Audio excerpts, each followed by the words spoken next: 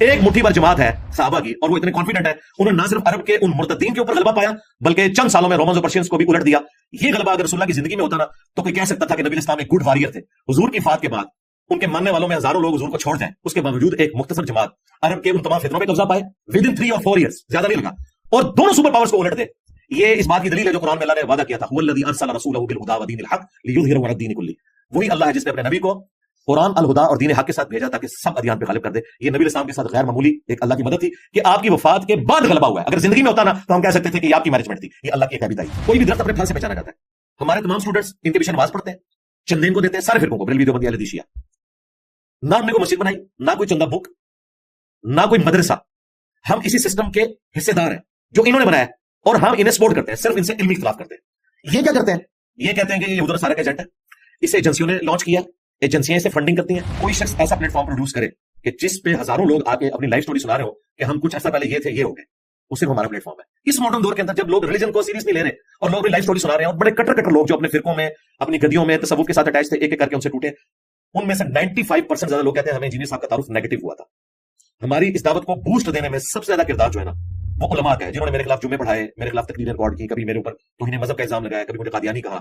اب جب لوگ آتے ہیں یوٹیوب کے اوپر اور وہ مجھے سرچ کرتے ہیں, وہ کہتے ہیں تو بات ٹھیک ہے. پھر مجھے بتائیں جو میرپور میں آگ لگائی وہ تو لگ رہا تھا کہ جیسے انہوں نے فلسطین فتح کر لیا. اب ہونا تو یہ چاہیے تھا کہ اس کا پورا روٹ کاز انالیسس کر کے نا ان لوگوں کو بھی پکڑا جاتا ہے جن سے موٹیویٹ ہو کے انہوں نے آگ لگائی. وہ تو پاکستانیوں کی نوکری گئی نا. میں نے اس وقت یون کی پوڈ کاسٹ میں بھی اپنے بھائی سے ہی کہا تھا کہ بھائی یہ جو ہزاروں لوگ بے روزگار ہوں گے نا, ان کے خرچے کون اٹھائے گا؟ یہ جو میں آپ کہانیاں کراتے ہیں نا کہ جی آپ اللہ کے لیے نہیں کر سکتے, آپ کیوں نہیں کرتے اللہ کے لیے؟ آپ اناؤنسمنٹ کرو, آپ کا سارا مولوی طبقہ, کہ ہم یہ جو لاکھوں کے چندے ہتھیار ہیں نا آپ سے, کل سے ہم سادہ زندگی گزاریں گے, اور وہ بچے جو KFC کی جاب کی وجہ سے بے روزگار ہوئے ہیں ان کے گھر کا خرچہ ہم چلائیں گے.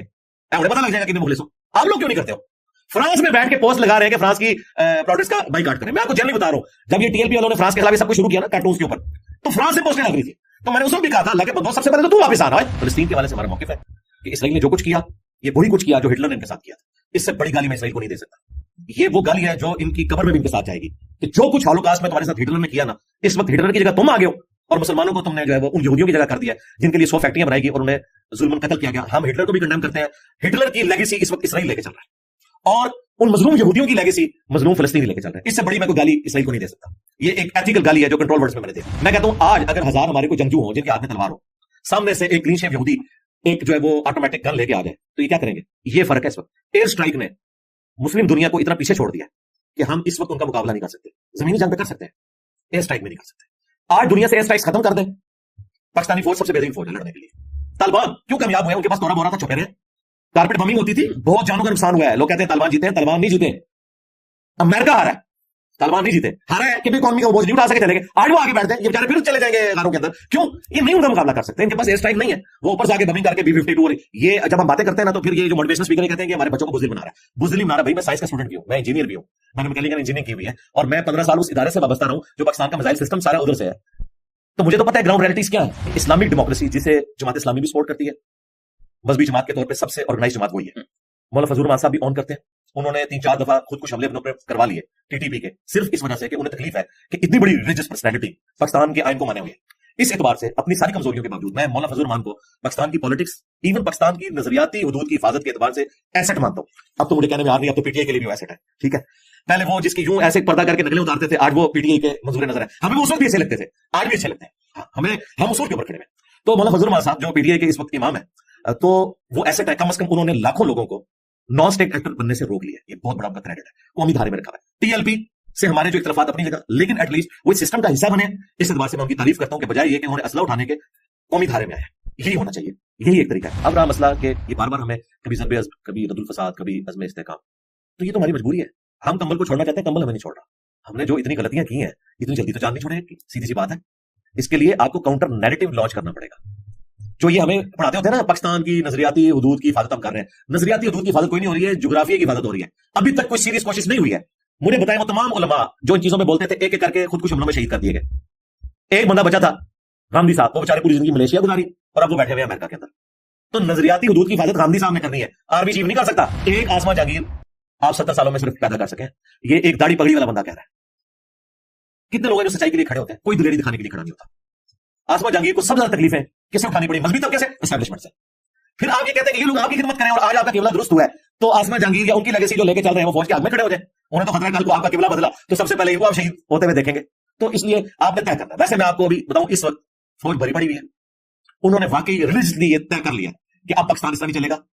उसकी वजह एफएटीएफ, पूरी दुनिया की पॉलिटिक्स का चेंज होना, ये भी गौरव को करंट जाता है, इनको नहीं जाता, गौरव को जाता है कि उन्होंने इन्हें सिखाया कि बंदे के पुत्र बनो, दुनिया में इस तरह नहीं आप रह सकते, वरना हम ये कर देंगे। अगर तुमने 25 करोड़ का जो एटम बम रखा हुआ है ना इधर आबादी का, इनको साथ लेके चलना है ना, भूखे नहीं मारना, तो भाई फिर हमारी बात भी मानो। और वो ठीक कह रहे हैं। एफएटीएफ ना होता ना, मैं देखता ये कहां से आता, ये हमने नहीं लर्न किया। अब मुझे बताया 2017 में हंसता बसता मुल्क था, दो बंदों ने डिसाइड किया, चलते टायर में टंडा दे दिया, ठीक है, 5 रुपए की रोटी थी उस वक्त, आप डॉलर की कीमत देखें, हंसता बसता मुल्क इन्होंने अदविया के साथ मिलकर एस्टैब्लिशमेंट ने उजाड़ दिया। अब इसकी रेमेडी कई डिकेड्स तक नहीं होनी, ठीक है। फिर आरटीएस हुआ, अब फॉर्म 45 तो सबको नजर आ रहा है, आरटीएस किसी को नजर नहीं आ रहा, ठीक है। अब वो अपनी जगह चीखते हैं, वो कहते हैं यार हम मुल्क की खिदमत कर रहे थे, हमें डिफेम कर दिया, अब बच्चे इनके साथ लगे हैं, अब हमें ये कह रहे हैं कि जी अब वो अब हम जीरो से स्टार्ट कर लें। वो उधर नहीं मानते, वो आप जाके वो बूट को इज्जत दो पे आगे, वोट को इज्जत दो से, और जो सेम पेज थे वो वोट को इज्जत दो बांटे। अगर मैं पीटीआई की पॉलिटिक्स को क्रिटिसाइज करता हूं तो मैं जब उनके हक में बात करूंगा तो भाई नेम करूंगा कि जो 9 मई का इशू हुआ उसमें जितने लोग जियो फेंसिंग के अंदर पड़े हुए हैं, आज 1 साल से ज्यादा गुजर चुका है, उसमें कई बेगुनाह लोग भी हैं, उनके केसेस भी नहीं लग रहे। तो मेरे भाई आपने अल्लाह को जवाब दिया होना इनके बारे में, जो मुजरिम है उन्हें सजा दे। मैं कहता हूं खान साहब अगर मुजरिम साबित होते हैं उन्हें भी सजा दे, हम नहीं कहेंगे कि ये उम्मत मुसलमान का लीडर है, हैंडसम है तो इसे छोड़ दें, बिल्कुल सजा दें। लेकिन जो बेचारे आम गरीब लोग हैं, किसी ने मोर उठा लिया है, किसी ने कोई वहां से कुर्सी उठा लिया है, तो क्या इस्लाम में और पाकिस्तान के आयन में इसकी सजा ये है कि वो 1 साल तक जेल में रहे और कोई वकील उसका मुकदमा लड़ने के लिए तैयार ना हो और कोई अदलिया उसे जमानत देने के लिए तैयार ना हो? उन लोगों को फिल फॉर्म के केसेस चला के फारिग किया जाए जो बेगुनाह है। जो गुनहगार है उन्हें भी सजा उतनी दी जाए जितनी उनकी बनती है। ये नहीं है कि आप अपना गुस्सा निकालने के लिए वला यजरिमन्नकुम शनआनु कौमिन अला अल्ला तअदिलू इअदिलू हुवा अक़रबु लित्तक़वा। अब हाफिज़ साहब को तो अरबी आती है, उन्हें पता है कि देखना किसी कौम की दुश्मनी तुम्हें इसमें ना उभारे कि तुम इंसाफ का रास्ता छोड़ दो, इंसाफ करो, वही तकवे के करीब है, यही रविश होनी चाहिए। इमरान खान साहब की मोहब्बत में जितना लोग गिरफ्तार हैं, हर साल लाखों लोग 18 साल को क्रॉस कर रहे हैं, ये सारी की सारी ब्रीड तो खान साहब को आइडलाइज करती है, क्योंकि इन्होंने तो 90s का जमाना नहीं देखा हुआ, वरना इनको पता होता कि उस वक्त कौन बी टीम थी, बाद में कौन बी टीम बना। तो ये वक्त जो गुजर रहा है, अगर खान साहब जिंदा रहे और वो जेल से बाहर आ गए तो फिर इस मुल्क में स्टेबिलिटी वाली कोई चीज आपको नजर नहीं आएगी, सीधी सी बात है। और ये फौज को पता है, इसलिए वो अंदर है। तावत है कि उनकी को गारंटी दे, उनकी गारंटी तो कोई भी नहीं दे सकता, हकीकत बात है, क्योंकि उनकी जिंदगी यूटर्न से इबारत है, वो किसी एक बात पे भी कायम नहीं रहते। इसीलिए हमें उनकी मजलूमियत तो नजर आती है, फौज की भी मजबूरी देखें। वो भी कहते हैं कि भाई इसको बाहर निकाले तो फिर आपको पता क्या करेगा, बाहर के मुल्क भेजें तो क्या करेगा, ये अंदर बैठ के ये कुछ हो रहा है तो बाहर आके क्या करेगा। इसके लिए भाई फिर काबे की छत पे खड़ा होना पड़ेगा इमरान खान को भी, नवाज शरीफ को भी, और चीफ जस्टिस को भी, और आर्मी चीफ को भी, और पब्लिकली अपने गुनाहों की माफी मांगनी होगी कि किसने कहां क्या क्या गलत किया, और गारंटी देनी होगी कि अब हम ऐसा नहीं करेंगे, फिर कोई आगे मामला चल सकता है। अदरवाइज तो मुझे तो नजर आ रहा है कि मामला कोई ज्यादा बेहतरी की तरफ इतनी आसानी से नहीं आएंगे, अगरचे इस वक्त कोशिश हो रही है, लेकिन इसमें काफी ज्यादा टाइम है। शेर अफजल मरवत को मैंने कहा था कि बैरिस्टर गौर के साथ बैठ के उन्होंने कहा कि आदिल राजा जो कुछ कर रहा है ये गलत है, ये मैंने उसको कहा था, गन पॉइंट पे खिलवाया।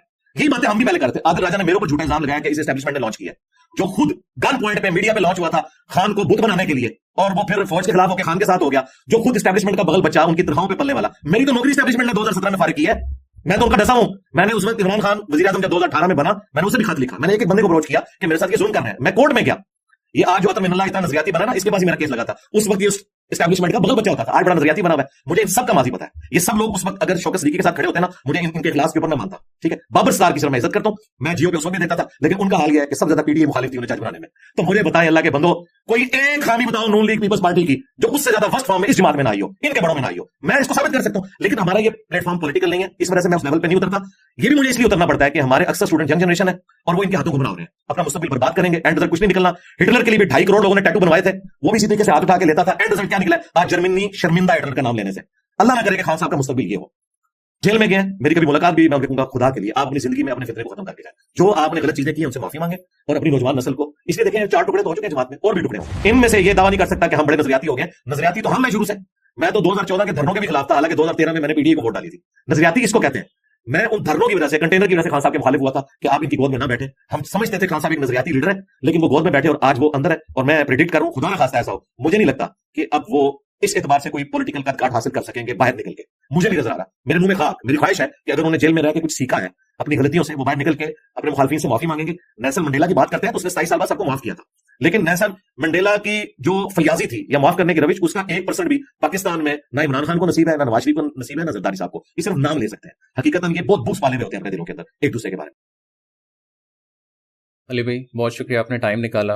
काफ़ी सवालात थे, आप ज़रा काफ़ी, एक तो रेगुलर यूट्यूब पे तो बहुत सी चीज़ें कर रहे हैं, ایک چیز ہم نے دیکھی کہ جو ڈیجیٹل اسپیس ہے پاکستان میں اوور آل سوشل میڈیا، آپ ون آف دا پائنیئرز کہا جا سکتا ہے، اس کے اندر آپ نے بہت زیادہ کانٹینٹ نکالا، کافی ملٹیپل پیجز ہیں. How do you see the overall digital space جو ایوالو ہو رہی ہے پاکستان میں، اور ان contexts of the religious scholars? Because اس سے پہلے ڈاکٹر اسرار صاحب کی بھی اب ویسے زیادہ آنا شروع ہوئی ہیں، بٹ 2007-8 سے ظاہر ہے ڈیجیٹل اسپیس پاکستان میں شروع ہوئی، پروان چڑھ رہی ہے. تو اوور آل آپ کو کیا لگتا ہے کہ کہاں یہ جا رہی ہے؟ لا حول ولا قوت الا باللہ، اللہم صلی علی محمد وعلی آل محمد. آپ کو بھی اور آپ کی پوری ٹیم کو ہماری اکیڈمی میں ویلکم ہے. ڈیجیٹل میڈیا جو ہے، جہاں اس کے نقصانات ہیں، میں سمجھتا ہوں کہ فائدے زیادہ ہیں اگر انسان حق کی تلاش میں ہو.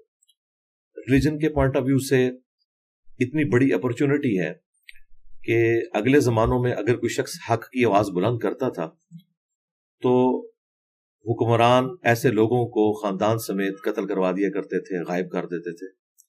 اسی لیے آپ کو تاریخ کے اندر بہت کم لوگ ایسے ملیں گے کہ جنہوں نے سچائی کے لیے جو ایک اسٹیبلش ٹریڈیشنل چیزیں چل رہی تھیں ان کی مخالفت کی اور ان کو ورلڈ لیول کے اوپر پذیرائی ملی ہو.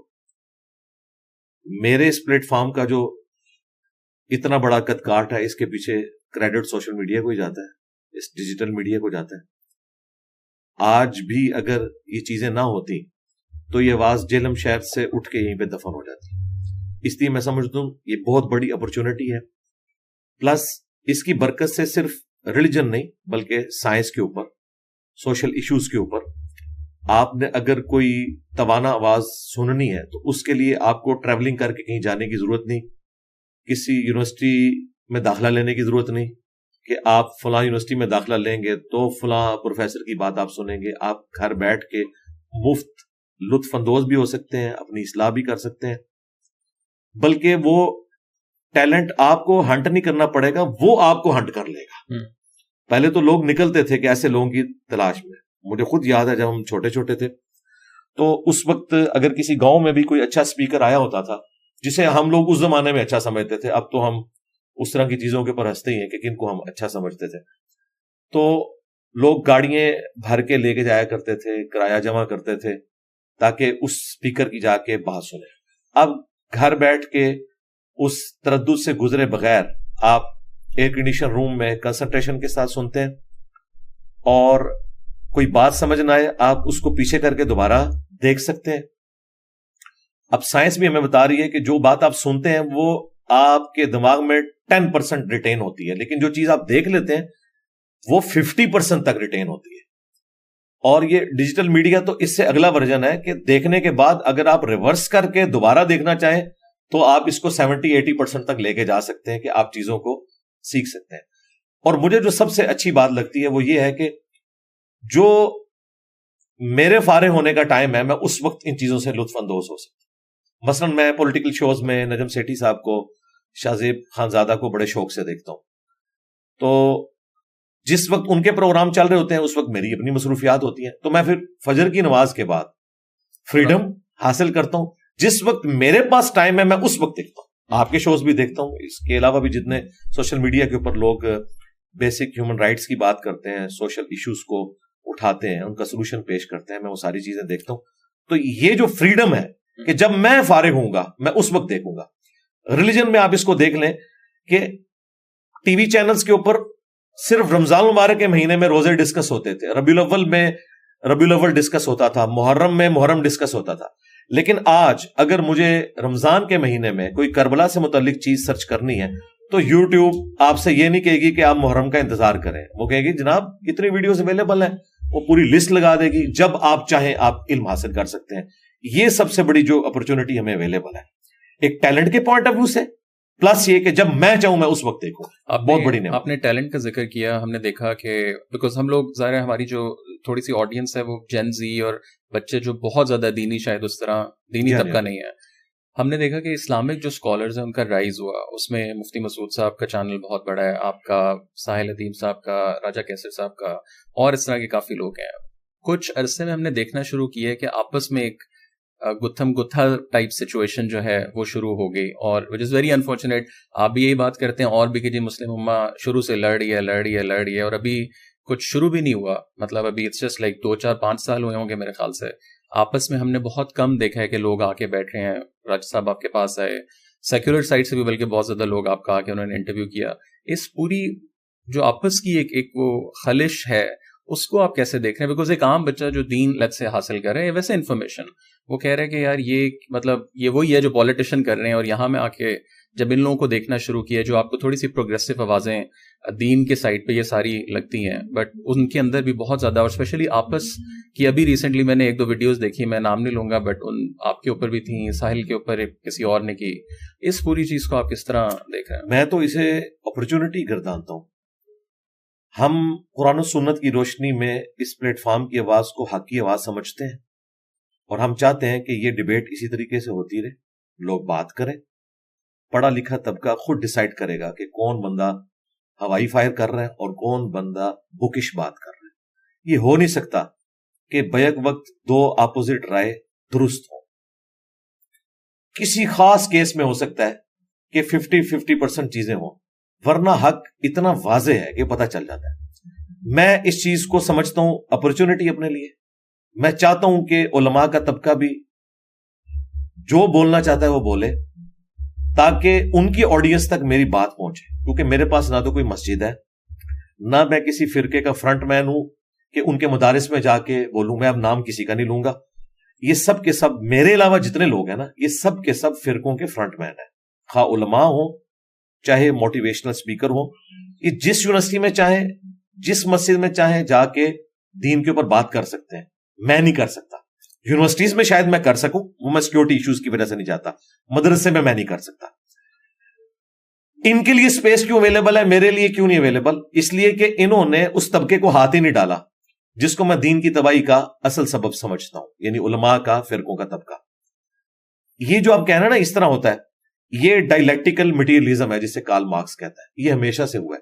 کارل مارکس نے تو بعد میں کہا ہے. کارل مارکس کے نام سے شاید ہمارا مذہبی طبقہ چڑ جائے, تو میں ان کے لیے کہتا ہوں کہ ابن خلدون کو پڑھ لیں. یہ خلدون جو بولا جاتا ہے غلط لفظ ہے, ابن خلدون لفظ ہے. یہ ان کو پڑھ کے دیکھ لیں, ان کا مقدمہ. وہ بھی یہی بات کرتے ہیں کہ ہمیشہ اپوزٹ رائے ٹکراتی ہے, اس کے بعد پھر ایک ریفارم ہو کے چیز سامنے آتی ہے. اور ابن خلدون سے پہلے قرآن میں یہ موجود ہے کہ جب کبھی بھی پیغمبر آتے ہیں, ان کی دعوت کی برکت سے اللہ تعالیٰ حق کو واضح کرتا ہے, لوگ حق قبول کرتے ہیں, مخالفین کو اللہ تعالیٰ تباہ و برباد کر دیتا ہے, پھر صرف اہل حق رہ جاتے ہیں. لیکن کچھ عرصے کے بعد ان کے اندر بھی 2 گروہ بن جاتے ہیں. پھر ایک نیا پیغمبر آتا ہے, وہ ڈائلیکٹیکل مٹیریلزم کا مسئلہ جاری رہتا ہے. کارل مارکس تو اسے ایک فینومینا کہتا ہے, نیچرل. ہم اسے سمجھتے ہیں کہ خدا کے ڈیوائن پلان کا حصہ ہے, یہ ایسا ہوگا اور یوں سلسلہ چلتا رہے گا, اور یوں وقت کے ساتھ ساتھ سسٹم ایوالو ہوتا رہے گا, بہتری کی طرف آئے گا. میں اس طرح کی ڈسکشنز کو, اپنے خلاف کلپس کو بڑا انجوائے کرتا ہوں.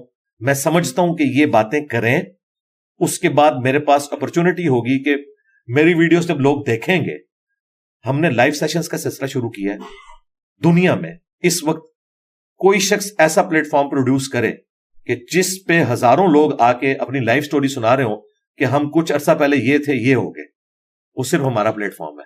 اس ماڈرن دور کے اندر جب لوگ ریلیجن کو سیریس نہیں لے رہے اور لوگ اپنی لائف سٹوری سنا رہے ہیں, اور بڑے کٹر لوگ جو اپنے فرقوں میں, اپنی گدیوں میں تصوف کے ساتھ اٹیچ تھے, ایک ایک کر کے ان سے ٹوٹے. ان میں سے 95% زیادہ لوگ کہتے ہیں ہمیں انجینئر صاحب کا تعارف نیگیٹو ہوا تھا. ہماری اس دعوت کو بوسٹ دینے میں سب سے زیادہ کردار جو ہے نا, وہ علماء کا ہے, جنہوں نے میرے خلاف جمعے پڑھائے, میرے خلاف تقریریں ریکارڈ کی, کبھی میرے اوپر توہین مذہب کا الزام لگایا, کبھی مجھے قادیانی کہا. اب جب لوگ آتے ہیں یوٹیوب کے اوپر اور وہ مجھے سرچ کرتے ہیں, وہ کہتے ہیں تو بات ٹھیک کر رہے ہیں. ایک مفتی صاحب یہاں سے ہو کر گئے آج سے 2-2.5 سال پہلے, رات کے اندھیرے میں آئے, اتوار کے علاوہ ایک دن آئے, چوک میں کھڑے ہو کے 2-2.5 بجے ایک ویڈیو بنائی, پھر یہاں سے غائب ہو گئے. کیونکہ انہیں پتا تھا کہ پاکستان میں اس قسم کی ڈیبیٹس کرنا, مناظرہ بازی, اس کے لیے ایک آفیشیل اپروول کی ضرورت ہوتی ہے, ویسے تو بین ہے یہ. انہیں گرفتاری کا خطرہ تھا. مجھ سے بھی ایجنسیز کے لوگ رابطہ کرتے رہے, پولیس بھی, وہ کدھر ہے بندہ؟ میں نے کہا مجھے کیا پتا, آپ ڈھونڈیں. خیر وہ ادھر سے نکل کے ان کے سارا موبائل ریکارڈ یہ سب کچھ پتا تھا. اور پھر آخری دن بھی وہ رات کے 2:30-3 بجے آئے ویڈیو کہ جی دیکھو میں نے اتنا ٹائم دیا تھا, اس نے کچھ نہیں کیا. تو اس طرح جب کر کے گئے, اس کے بعد سینکڑوں نہیں سرکار, ہزاروں دیوبندی جو ان کے فرقے سے تعلق رکھتے ہیں, لائیو سٹوریز میں آگے بتا چکے ہیں کہ ہم تو جانتے ہی نہیں تھے انجینئر صاحب کو. جب انہوں نے ویڈیو اپلوڈ کی, ہم نے کہا کہ یہ کون بندہ ہے جس کے لیے یہ بندہ جیلم پہنچا ہے. حق پتہ چل گیا. ابھی کچھ مہینے پہلے ایک اور فرقے یعنی بریلوی مکتب سے تعلق رکھنے والے مفتی صاحب آئے, اس کے بعد کئی لوگوں نے حق بات قبول کی. لہذا میں تو اس سے کوئی نہیں گھبراتا. مجھے جو سب سے زیادہ آپ سمجھ لیں کہ تکلیف ہوتی ہے, گھبراتا تو میں اس سے بھی نہیں ہوں, وہ جو ایسی جماعتیں جو نان اسٹیٹ ایکٹر بنی ہوئی ہیں. اگر آپ کے چینل کی پالیسی نہیں ہے تو مجھے نام لینے میں کوئی حرج نہیں. میں تو ڈنکے کی چوٹ پہ ان کا نام لیتا ہوں, کیونکہ انہوں نے کوئی شرم حیا باقی نہیں رکھی ہے. وہ پبلک گیدرنگ میں میرا نام لے کے مجھے غلام احمد قادیانی دجال کے ساتھ ملاتے ہیں اور کہتے ہیں کہ جس طرح گریٹ برٹن نے اسے پناہ دی ہوئی تھی سب کانٹیننٹ میں, اس وقت کی ایجنسیز نے, فوج نے, اداروں نے انجینئر کو پناہ دی ہوئی ہے. یہ کون سے گروہ آپ؟ یہ ٹی ایل پی, خادم رضوی صاحب کی جو جماعت ہے, اور آج کل سعد رضوی صاحب اسے ہیڈ کر رہے ہیں. حالانکہ ان کے بڑے بابا جی جب زندہ تھے وہ تو مجھ سے گھبراتے تھے. ان کے ہاتھ میں میری ویڈیوز ہمارے دوستوں نے پہنچائی, انہوں نے دیکھی, انہوں نے کہا منڈے نو چھاڑ دو.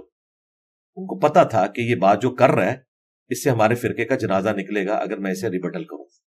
صرف انہوں نے ایک جملہ بولا, وہ بھی اپنی پبلک کو خوش کرنے کے لیے, کہ نیٹ پہ ایک لڑکا ہے جو مجھے کہتا ہے کہ لبیک یا رسول اللہ کہنا چاہیے, لبیک یا رسول اللہ نہیں کہنا چاہیے. میں نے عربی لنگوسٹک میں بات کی تھی کہ آپ صرف نہ پڑھا رہے ہیں, اتنے بڑے بڑے علماء, 1.5-2 لاکھ علماء ان کے شاگرد تھے عربی لنگوسٹک میں, تو آپ نعرہ اپنی جماعت کا درست کروائیں, لبیک نہ کہا کریں, لبیک یا رسول اللہ. اب انہیں پتا تھا کہ یہ بات ٹھیک کر رہا ہے. اسی کلپ میں میں نے ان کے بزرگوں کی کتابوں سے, علی حجویری صاحب کی کتاب کشف المحجوب جو وہ ہاتھ میں پکڑ کے لہراتے تھے, میں نے چند گستاخانہ چیزیں ہائی لائٹ کی کہ انہوں نے نبی الاسلام کے بارے میں ایک جھوٹا سکینڈل لکھا ہے ایک صحابی کی بیوی کے ساتھ, انہوں نے نبی علیہ السلام کے اوپر یہ جھوٹ باندھے ہیں, یہ لاہور سے چھپ رہی ہیں کتابیں, آپ آن کرتے ہیں, آپ دکھاتے ہیں, تو مجھے ان باتوں کے جواب دیں, یا تو کہیں کہ یہ کتابیں بدل گئی ہیں. انہیں پتا تھا اگر میں نے یہ کہا کتابیں بدل گئی ہیں پھر تو ہمارا فرقہ ختم, اور اگر یہ کہا یہ غلط ہے تو لوگوں نے مجھے نہیں چھوڑنا. انہوں نے پہلے حصے کا جواب دیا, حالانکہ ٹوٹل 20-25 منٹ کا کلپ تھا, وہ سارا انہوں نے دیکھا 2017 میں. وہ جواب تو یہ آیا, البتہ 2017 میں 28 اکتوبر کو میرے اوپر پہلی دفعہ مرڈر اٹیمپٹ ہوگی, اور وہ موٹیویٹڈ تھا ٹی ایل پی کا بندہ. اس کے بعد سے ٹوٹل 5 مرڈر اٹیمپٹس میرے اوپر ہو چکی ہیں, اور 5 جو ہیں ٹی ایل پی کے موٹیویٹڈ لوگ ہیں. میں یہ نہیں کہوں گا, میں انہیں بینیفٹ آف ڈاؤٹ دوں گا کہ انہوں نے تنظیمی طور پر لانچ نہیں کیے ہوں گے, لیکن ان کے مدرسے کے ابو ذر غفاری رضی اللہ تعالیٰ عنہ جو مدرسہ ہے خادم رضوی صاحب کی جہاں قبر بنی ہوئی ہے, یہ آخری دفعہ جو 2 لڑکے آئے ہیں وہ تو اس مدرسے کے تھے, 16, 17, 18 سال کے. بٹ ساتھ کی طرف سے کبھی آپ سے کوئی رابطہ ہوا؟ کہ رابطہ انڈائریکٹلی ہوا, ایک ان کی جماعت کے بندے کے تھرو میری آڈیو ان تک پہنچائی گئی, ان کی آڈیو میرے تک پہنچی, میں نے ان کے سامنے بھی چیز ہائی لائٹ کی. اور اب تو کوئی ڈھکی چوبی بات نہیں ہے. اس وقت ریلیجن کے پوائنٹ آف ویو سے پلانٹ ارتھ پہ میرے علم میں نہیں کہ مجھ سے زیادہ کسی کی ویورشپ ہو. یہ میں تکبر کے طور پہ نہیں بتا رہا, میں یہ بتا رہا ہوں کہ ہر بندہ مجھ سے واقف ہے. کسی غار میں بھی بیٹھا ہے نا, اسے پتا ہے کہ انجینئر کیا ہے. تو یہ کوئی نہیں کہہ سکتا کہ بات نہیں ان تک پہنچی, بات پہنچی بھی ہے, لیکن انہیں پتا ہے کہ ان باتوں کے میں جواب نہیں دے سکتا. دوں گا تو اپنی پبلک مجھے نہیں چھوڑے گی کہ بھئی تم نے تو انجینئر کا مقدمہ مان لیا. اور اگر میں انجینئر کے خلاف بات کروں گا تو انجینئر تو ڈاکومنٹس دکھا رہا ہے, تو پھر تو انجینئر کے ماننے والے کہیں گے کہ واقعی یار یہ لوگ تو فیل ہو گئے ہیں. میں تو ون ون سچویشن میں ہوں دونوں اعتبار سے. تو میں آپ کو بتا رہا تھا کہ یہ ٹی ایل پی ہے, اس طرح کی جو جماعتیں ہیں نا, یہ میری لائف کو ورنیبل کرتی ہیں.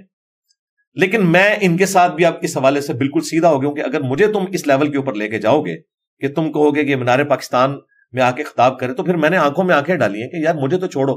تمہارا امیر اہل سنت کراچی میں بیٹھا ہوا ہے, 70+ ہے, وہ باپا جانی الیاس قادری جو میرے ایکس مرشد تھے, میں 10 سال اس جماعت میں رہا ہوں.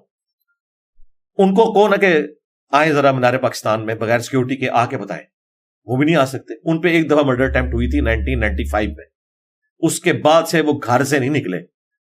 جو ان کو سیکیورٹی سندھ گورنمنٹ نے دی ہوئی ہے اس زمانے کی, 1999 میں نے ان کے پیچھے نماز پڑھی ہوئی ہے, 5 نمازیں پڑھی تھی. نماز پڑھنے کے دوران جب وہ جماعت کراتے تھے نا، اب تو جماعت کروائے ہوئے بھی ان کو کم از کم 15-20 سال ہو چکے ہیں، تو ایک کلاشن کوف اٹھایا ہوا بندہ ادھر کھڑا ہوتا تھا، ایک ادھر. میں نے ایگزیکٹلی ان کے پیچھے نماز پڑھی ہے. وہ نماز کیا ہوگی کہ جب آپ نماز پڑھ رہے ہیں اور ادھر بھی ایک بندہ آپ کی طرف یوں تان کے کھڑا ہوا ہے، اور ادھر یہ ان لوگوں کا حال ہے جن کا دعویٰ ہے کہ الا ان اولیاء اللہ لا خوف علیہم ولا هم یحزنون. یہ دھمکیاں مجھے لگاتے ہیں نا، یہ سچا تو باہر نکلے. ان کی حال یہ کہ نماز میں بھی کلاشن کوف والے دائیں بائیں کھڑے ہوتے ہیں. ان کو بھی آپ دیکھ لیں یہ کتنے پروٹوکول کے ساتھ جاتے ہیں. تو اس طرح کی دھمکیاں لگاتے ہیں. اس طرح کے لوگ میری لائف کو ونریبل کرتے ہیں، تو میں انہیں بھی آڑے ہاتھوں لیتا ہوں. رہ گئی پولیٹیکل جماعتیں، عام لطیفے سنانے والے مفتی، کہانیاں سنانے والے مفتی، یہ تو میں انجوائے کرتا ہوں، ان سے مجھے کوئی خطرہ نہیں. خطرہ اس قسم کی دہشت گرد تنظیموں سے میں ان کو بھی آڑے ہاتھوں لیتا ہوں. تھوڑا سا ہم آگے جائیں. ابھی ریسنٹلی ISPR کا ایک اعلامیہ جاری ہوا اور انہوں نے پہلی دفعہ ورڈ جو ہے وہ ڈیجیٹل دہشت گردی کا ورڈ یوز کیا، وچ از ویری ISIS کے لیے میرے خیال سے برٹن اس کو یوز کرتا تھا. اب اس میں ظاہر ہے ان کا تو آئی تھنک PTI اور ذرا پولیٹیکل سائڈ پہ تھا، بٹ اگر آپ ریلیجس سائڈ پہ بھی دیکھیں تو آپ کے بھی جو اسٹوڈنٹس ہیں اور دوسری اس سائڈ کے اسٹوڈنٹس ہیں، مطلب جتنی بھی سائٹس ڈیجیٹل پہ کام کر رہی ہیں، آئی فیل لائک کہ وہاں ایک سافٹ قسم کے ہم ایسے بچے پیدا کر رہے ہیں جو بہت ہی سخت مزاج ہوتے جا رہے ہیں کہ جی میرا مرشد تو میرے انجینئر صاحب یا میرے ساحل بھائی یا میرے راجہ کیسے صاحب. ہم PTI کو کہتے تھے. اب میں تو اس طرح بھی اس کو دیکھتا ہوں کہ ISPR نے اپنے ٹائم کے اندر جو ہے وہ جب ڈیجیٹل کے اوپر لوگوں کو لانا شروع کیا تو وہ ڈیجیٹل پیٹریوٹس تھے، بٹ وہ طالبان، سافٹ طالبان کی شکل تھی. اور سیم چیز جو ہے وہ ان ڈیجیٹل پلیٹ فارمس پہ بھی ہم کر رہے ہیں. تو جو آنے والی آگے نسل ہے، آپ کو نہیں لگتا کہ اس کو ہم بڑا متنفر اور ایک ان میں بغض اور ایک ان کے اندر بچپن سے ایک تشدد جو ہے ان کے دلوں میں آ رہا ہے؟ ناٹ کہ کوئی پرٹیکولر. میں بالکل 100% آپ کے ساتھ ایگری کرتا ہوں، اور ساتھ ہی میں کہوں گا کہ اللہ کا شکر ہے کہ یہ پلیٹ فارم اور اس سے ریلیٹڈ لوگ اس سے آزاد ہیں. انہوں نے یہ کام کبھی بھی نہیں کیا. میں اس کا ثبوت دیتا ہوں.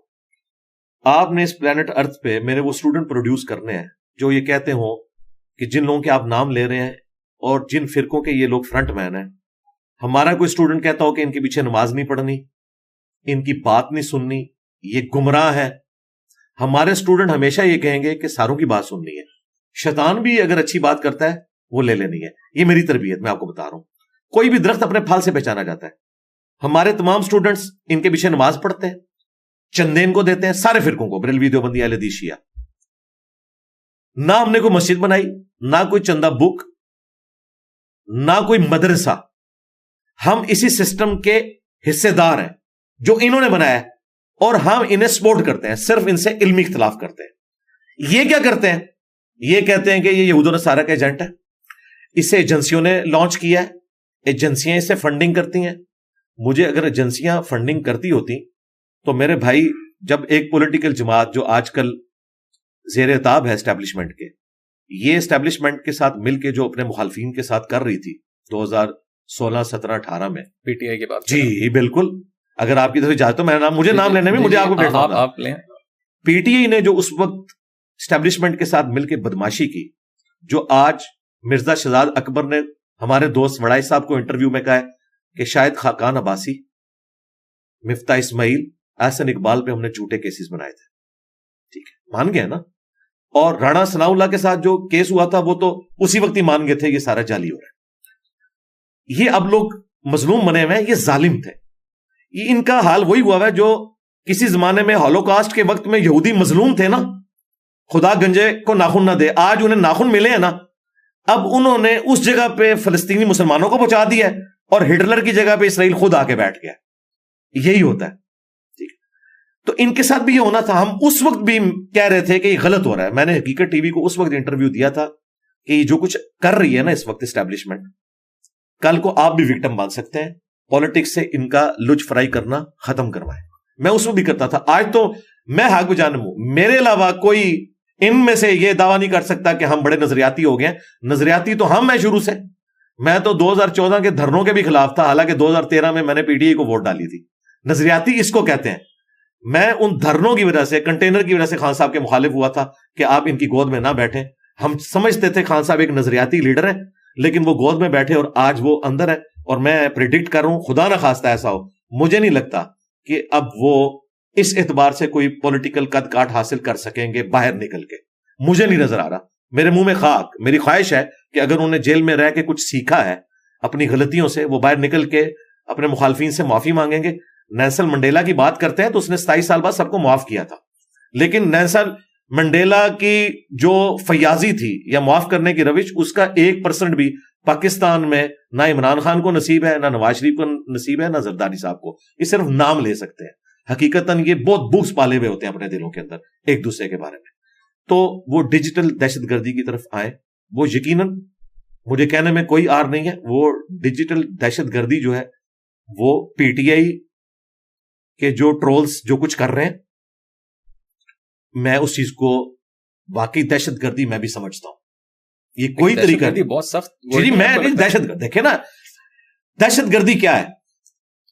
آپ ملک کو نقصان پہنچا رہے ہیں. آپ کیا سمجھتے ہیں کہ ٹی ٹی پی جو اسلحہ اٹھا کے 8-10 بندوں کو قتل کر دے, یہ پاکستانی نیشن کا قتل ہے؟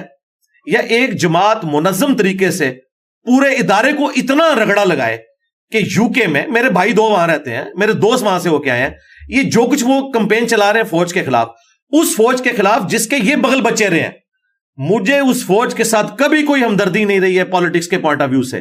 میں سمجھتا ہوں کہ پاکستان کی تباہی کی وجہ یہ ہے جو انہوں نے سیاست میں لچ تلا ہے. میں اس وقت سے کہہ رہا ہوں جب یہ گود میں بیٹھے ہوئے تھے. مجھے کوئی یہ نہیں سکھا سکتا کہ میں اینٹی اسٹیبلشمنٹ ہوں, میں ہمیشہ سے ہوں. لیکن یہ جو کچھ فوج کے ساتھ کر رہے ہیں, یہ نظریاتی قتل کر رہے ہیں پاکستان کا. ٹی ٹی پی والے 1000 بندے مار دیں گے, لیکن اگر میرے ہزاروں بچے فوج کے ایز اے ادارہ خلاف ہو جاتے ہیں, یہ میرا نظریاتی قتل ہے اور میں اسے دہشت گردی سمجھتا ہوں. انہوں نے تو ابھی یہ ٹویٹ کی ہے نا, میں اس سے پہلے سمجھتا ہوں کہ نظریاتی دہشت گردی ہے اگر پاکستان کی فوج کے حوالے سے ایز اے ادارہ یہ کام کیا جائے, اور یہ ایز اے ادارہ ہو رہا ہے. میں آپ کو ہمارے لائیو سیشن میں میرے اسٹوڈنٹس آگے کہہ رہے ہیں کہ جی والد صاحب نے جو ہے وہ کروایا تھا بھرتی اس میں کیڈٹ کالج میں, میرے اپنے بچے کا کلاس فیلو ہے, کیڈٹ کالج چھوڑ کے آ گیا ایک اس لیڈر کی محبت میں کہ جس کا پتہ نہیں کیا ماضی ہے, مستقبل اس کا کیا ہونا ہے. یہ جو نفرت ہے نا, اس لیول پہ نفرت نہیں جانی چاہیے. پی ایم ایل این نے بھی تو یہی کیا. میاں صاحب کی یار بات اس وقت یہ ہو رہی ہے, بات یہ ہو رہی ہے اگر آپ نے یہی بات کرنی ہے نا تو پھر میرے بھائی یہ ٹاپک ہم نے ڈسکس ہی نہیں کرنا. اس کی وجہ یہ ہے کہ تم لوگوں نے دعویٰ یہ کیا تھا کہ ہم نے یہ ایک بندہ ایسا لانچ کیا ہے جو بڑا پرہیزگار ہے.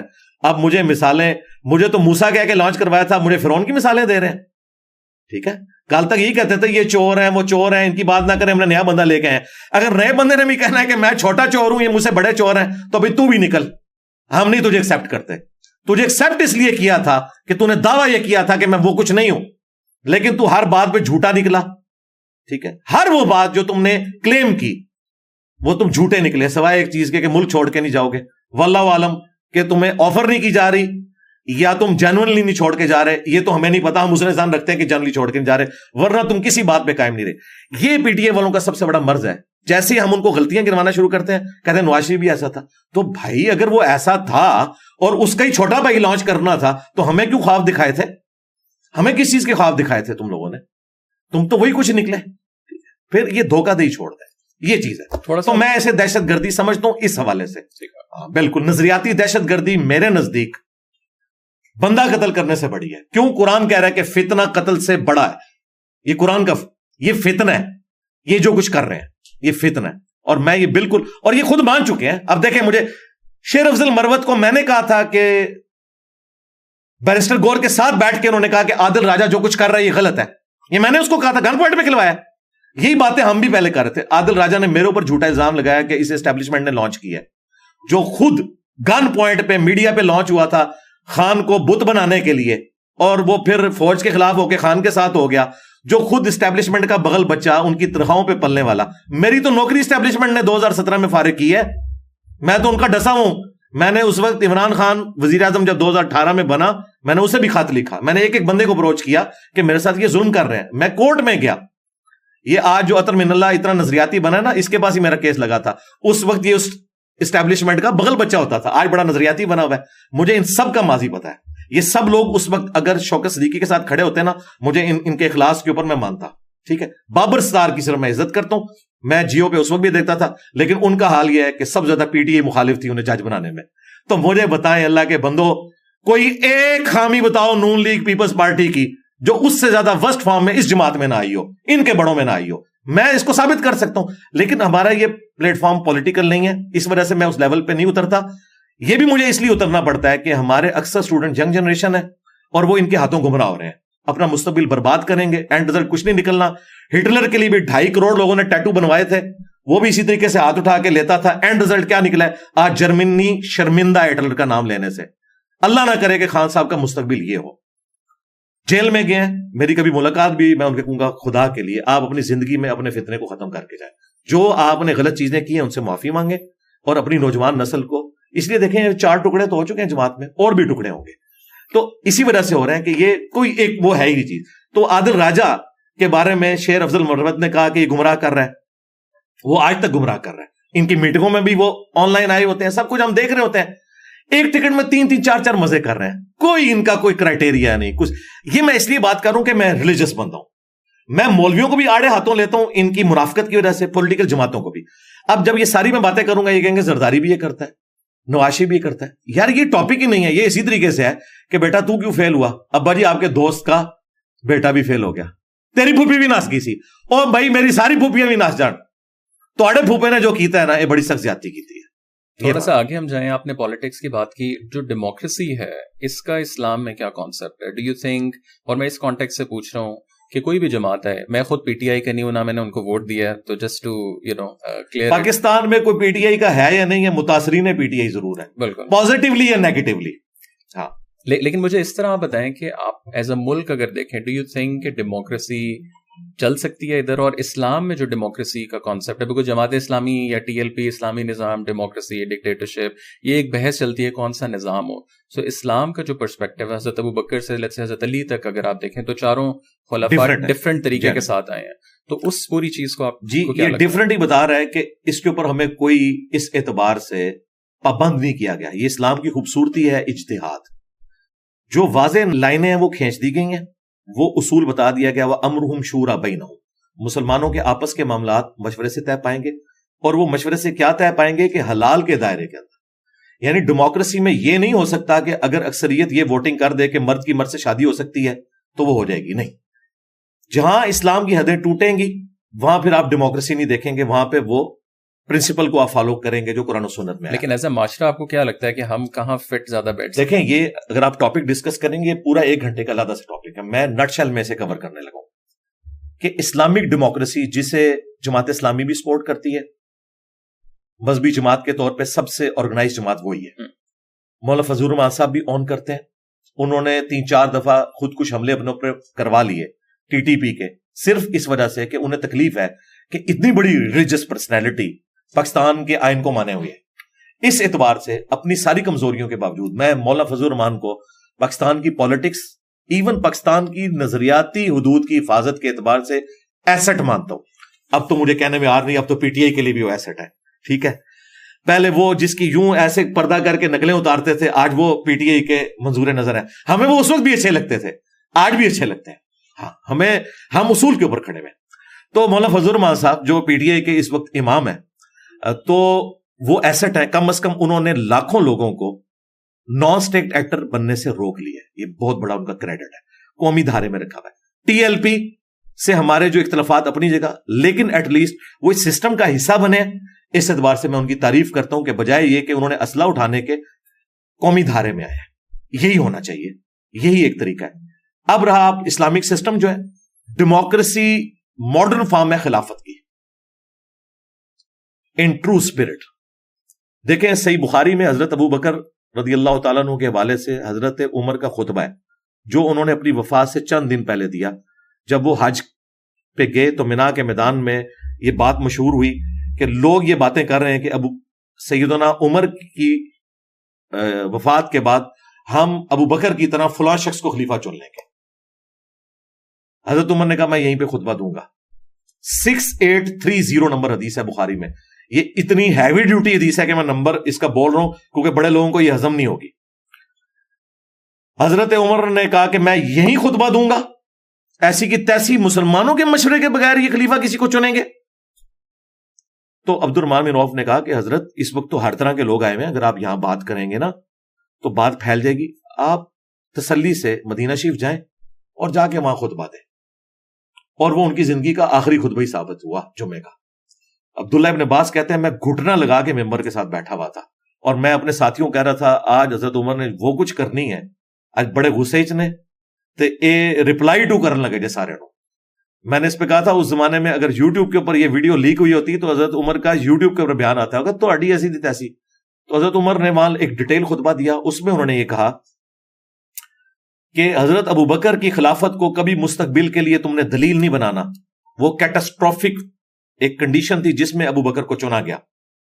یعنی حضرت عمر خود مان رہے ہیں کہ جس طریقے سے حضرت ابو بکر کو چنا گیا ایسا خلیفہ نہیں چنا جانا چاہیے. سقیفہ بنی ساعدہ میں وہ کیٹاسٹروفک کنڈیشن ہو گئی تھی کیونکہ سعد ابن عبادہ جو ہے وہ انصار کو اکٹھے کیے ہوئے تھے, یہ وہاں پہ لڑائی ختم کرنے گئے تھے, وہاں پہ قبائلی سسٹم کی تکلیف کا اندازہ وہی کر سکتا ہے جسے اس چیز کا پتہ ہو, یہ الگ سے ایک ٹاپک ہے. وہ مجبوراً اس وقت ہوا, اور وہاں پہ بھی حضرت ابو بکر نے جب خطبہ دیا تو انہوں نے حضرت ابو عبیدہ ابن جراح اور حضرت عمر کا ہاتھ یوں اٹھایا اور کہا ان دونوں میں سے ایک خلیفہ چن لو, کیونکہ یہ مہاجرین میں سے ہیں, یہ قبائلی سسٹم ہے, قریش کے علاوہ اگر تم نے کوئی خلیفہ اٹھایا یہ باقی عرب کے لوگ اس کی اطاعت نہیں اختیار کریں گے, کیونکہ سب سے ایلیٹ خاندان قریش کا تھا.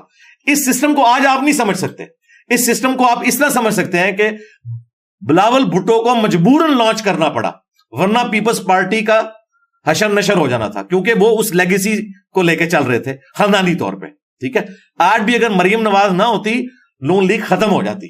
ٹھیک ہے, اب عمران خان صاحب کے پاس اس طرح کا کوئی بندہ نہیں ہے, اس لیے میں ریکویسٹ کروں گا آپ جیسے لوگوں سے ان کو مشورہ دیں, اپنی اولاد میں سے نہیں لیکن کم از کم کسی دوسرے کو سپیس دے کے اگر پی ٹی اے کو آپ نے چلانا ہے تو بندہ لے کے. وہاں پہ حضرت عمر نے کہا کہ آندہ اگر اس طرح خلیفہ چنا گیا تو اس کا انجام قتل و غارت ہوگا, اور وہی ہوا ہے یزید کے کیس میں کہ مسلمانوں پہ ایک زبردستی خلیفہ مسلط کیا گیا تلوار کے زور کے اوپر. لہذا مسلمانوں کے مشورے سے, اس میں الفاظ ہیں کہ مسلمانوں کے مشورے سے چننا ہے. حضرت عمر کی خلافت مسلمانوں کے مشورے سے ہوئی ہے. یہ بالکل جھوٹ ہے کہ حضرت ابوبکر نے انہیں گن پوائنٹ پہ لانچ کیا, نہیں, انہوں نے صحابہ سے مشورہ کیا, انہوں نے کہا آپ بہتر خلیفہ ثابت ہوئے, آپ بندہ بتائیں کون سا ہے, ہم سے ڈسکس کریں. سب نے جب انہوں نے نام پروپوز کیا ایکسپٹ کر لیا. اس کے بعد حضرت عمر نے دیکھیں 6 رکنی کمیٹی بنائی, اور اس میں بھی دلیل اپنے کو نہیں بنایا, کہا یہ 6 لوگ ہیں جن سے رسول اللہ اپنی وفات تک راضی رہے. صحیح بخاری 3700 نمبر حدیث ہے. دلیل بنائی کہ یہ وہ 6 صاحب ہیں, 10 اشرم مبشرہ میں سے بچے ہیں, ایک اور بھی تھے چونکہ وہ بہنوئی تھے, انہیں ذکر ہی نہیں کیا سعید ابن زید کو کہ میری رشتہ داری ہے, کہا یہ 6 بندے ہیں, ان میں سے جو بھی چن لو. ٹھیک ہے, علی, عثمان, طلحہ, زبیر, عبد الرحمن بن عوف, سعد ابن ابی وقاص. حضرت عثمان چنے گے, آخر میں جو ٹائی پڑی نا 2 بندے رہ گئے تھے, عثمان اور علی. نیچرلی حضرت علی نے خلیفہ بنا تھا, لیکن حضرت علی کی خلافت کی جب باری آئی ہے, حضرت علی نے یہ نہیں کہا کہ میں ہی بچاؤں. حضرت علی مسجد نبوی میں آئے اور کہا کہ حضرت عثمان کے گورنروں نے جو خلافت کا بیڑا غرق کرنا تھا وہ کر دیا, جس کی وجہ سے عثمان بھی شہید ہوئے. اب یہ تم بوجھ میرے اوپر ڈالنا چاہتے ہو, کیونکہ مخالفین بھی کہتے تھے کہ حضرت علی کے علاوہ کوئی ایسا بندہ نہیں. دیکھیں, ہر قوم میں ایسے لوگ ہوتے ہیں جن پہ مخالفین بھی راضی ہوتے ہیں کہ یہ اپ رائٹ بندہ ہے, اس کے اوپر ہم ایگری کرتے ہیں. ان کا حضرت علی کے اوپر ہمیں اعتبار ہے کہ یہ بندہ امت کو صحیح چلائے گا. مخالفین نے بھی کہا, اپنوں میں بھی. حضرت علی نے کہا اس طرح نہیں, مجھے خطرہ ہے کہ کل کو میں خلافت سنبھالوں گا, ہو سکتا ہے عثمان کا قتل میرے متھے تم لوگ مار دو. اور یہی ہوا. حالانکہ انہوں نے بڑی احتیاط کی, مسجد نبوی میں آئے, انہوں نے کہا ابھی جس نے مخالفت کرنی ہے کر لو. لوگوں نے بیعت کی, ایکسپٹ کیا. کچھ عرصے بعد انہی میں سے لوگ نکلے اور جنگ جمل کروا دی. حضرت علی کو مجبوراً جانا پڑا, ٹھیک ہے, مدینہ شریف چھوڑ کے. تو لیکن حضرت علی کی خلافت تینوں خلفاء میں موسٹ ڈیموکریٹک طریقے سے جو منعقد ہوئی ہے خلافت, وہ حضرت علی کی خلافت ہے. قبائلی سسٹم میں جب ایک قبیلے کا سردار ووٹ ڈالتا تھا, وہ پورے قبیلے کی ووٹ شمار ہوتی تھی. مجھے بتائیں, یہ ہمارے جو ایم این اے منتخب ہو کے اسمبلی میں بیٹھے ہوئے ہیں, جب ایم این اے ووٹ ڈالتا ہے تو کیا 25 کروڑ عوام سے پوچھنا پڑے گا؟ نہیں, وہ ریپرزینٹیٹو ہے ہر ایک لاکھوں کا. اس طرح قبائلی سسٹم میں جو قبیلے کا سردار جب ووٹ ڈالتا تھا نا, اگر حضرت حسین نے بیعت نہیں نہ کی یزید کی تو پورے بنو ہاشم نے نہیں کی, ایک بندے کی ووٹ نہیں. اور جب کوئی کرتا تھا, یہ قبائلی سسٹم تھا, آج والا نہیں. آج والا سسٹم میں سمجھتا ہوں یہ اس سے بہتر سسٹم ہے اس دنیا کے لیے, کیونکہ اب قبائلی سسٹم تو ختم ہو چکا ہے. تو اس زمانے میں پیور ڈیموکریٹک سسٹم تھا, قبیلے کے سردار ہی آتے تھے, وہ کہتے تھے ٹھیک ہے جی ہم آپ کی بیعت کرتے ہیں. اسی لیے دیکھیں قرآن میں ہے اذا جاء نصر اللہ والفتح ورأیت الناس يدخلون فی دین اللہ افواجا. دیکھو اللہ نے تمہیں فتح دی ہے تو لوگ گروہ در گروہ دین میں داخل ہو رہے ہیں. گروہ در گروہ کیوں؟ بعض لوگوں نے نبی اسلام کو جینون پروفٹ مانا, بعض نے ایک عرب کے قریش خاندان کے واریر کا غلبہ پورے عرب کے اوپر، جو صدیوں سے باقی امپائر سے مارے کھا رہے تھے، انہوں نے سوچا نہیں تھا کہ ہم تو ہمیشہ آپس میں لڑتے ہیں، اور یہاں پہ ایک بندہ اتنا اسٹرانگ ہوا ہے، پورے قبیلے مسلمان ہونا شروع ہو گئے. مسلمان نہیں ہو رہے تھے بیسیکلی، مسلمان اس لیے ہو رہے تھے کہ نبی الاسلام مسلم تھے، اصل میں وہ اس سردار کی اطاعت اختیار کر رہے تھے. پھر اللہ نے انہیں مضبوطی دی، وہ ایمان پہ ٹھک بھی گئے جب قرآن انہوں نے سنا. انیشلی اسی وجہ سے جب نبی الاسلام کی وفات ہوئی ہے تو ہزاروں لوگ مرتد بھی ہوئے ہیں، کیونکہ انہوں نے ایک عرب کے واریر کا غلبہ مان لیا تھا. جس طرح چنگیز خان کے بعد بیٹوں میں اختلاف ہو گیا، لیکن یہاں پہ فرق ہے چنگیز خان میں اور رسول اللہ میں، کہ یہاں اتنے لوگ خلاف ہوئے. نبی الاسلام نے پیش گوئی کی تھی کہ رومن اور پرشین امپائر گرے گی. یار یہ کتنی بڑی نبوت کی صداقت ہے کہ ایک بندے کی فوج تتر بتر ہو گئی ہے، ایک مٹھی بھر جماعت ہے صحابہ کی، اور وہ اتنے کانفیڈنٹ ہیں.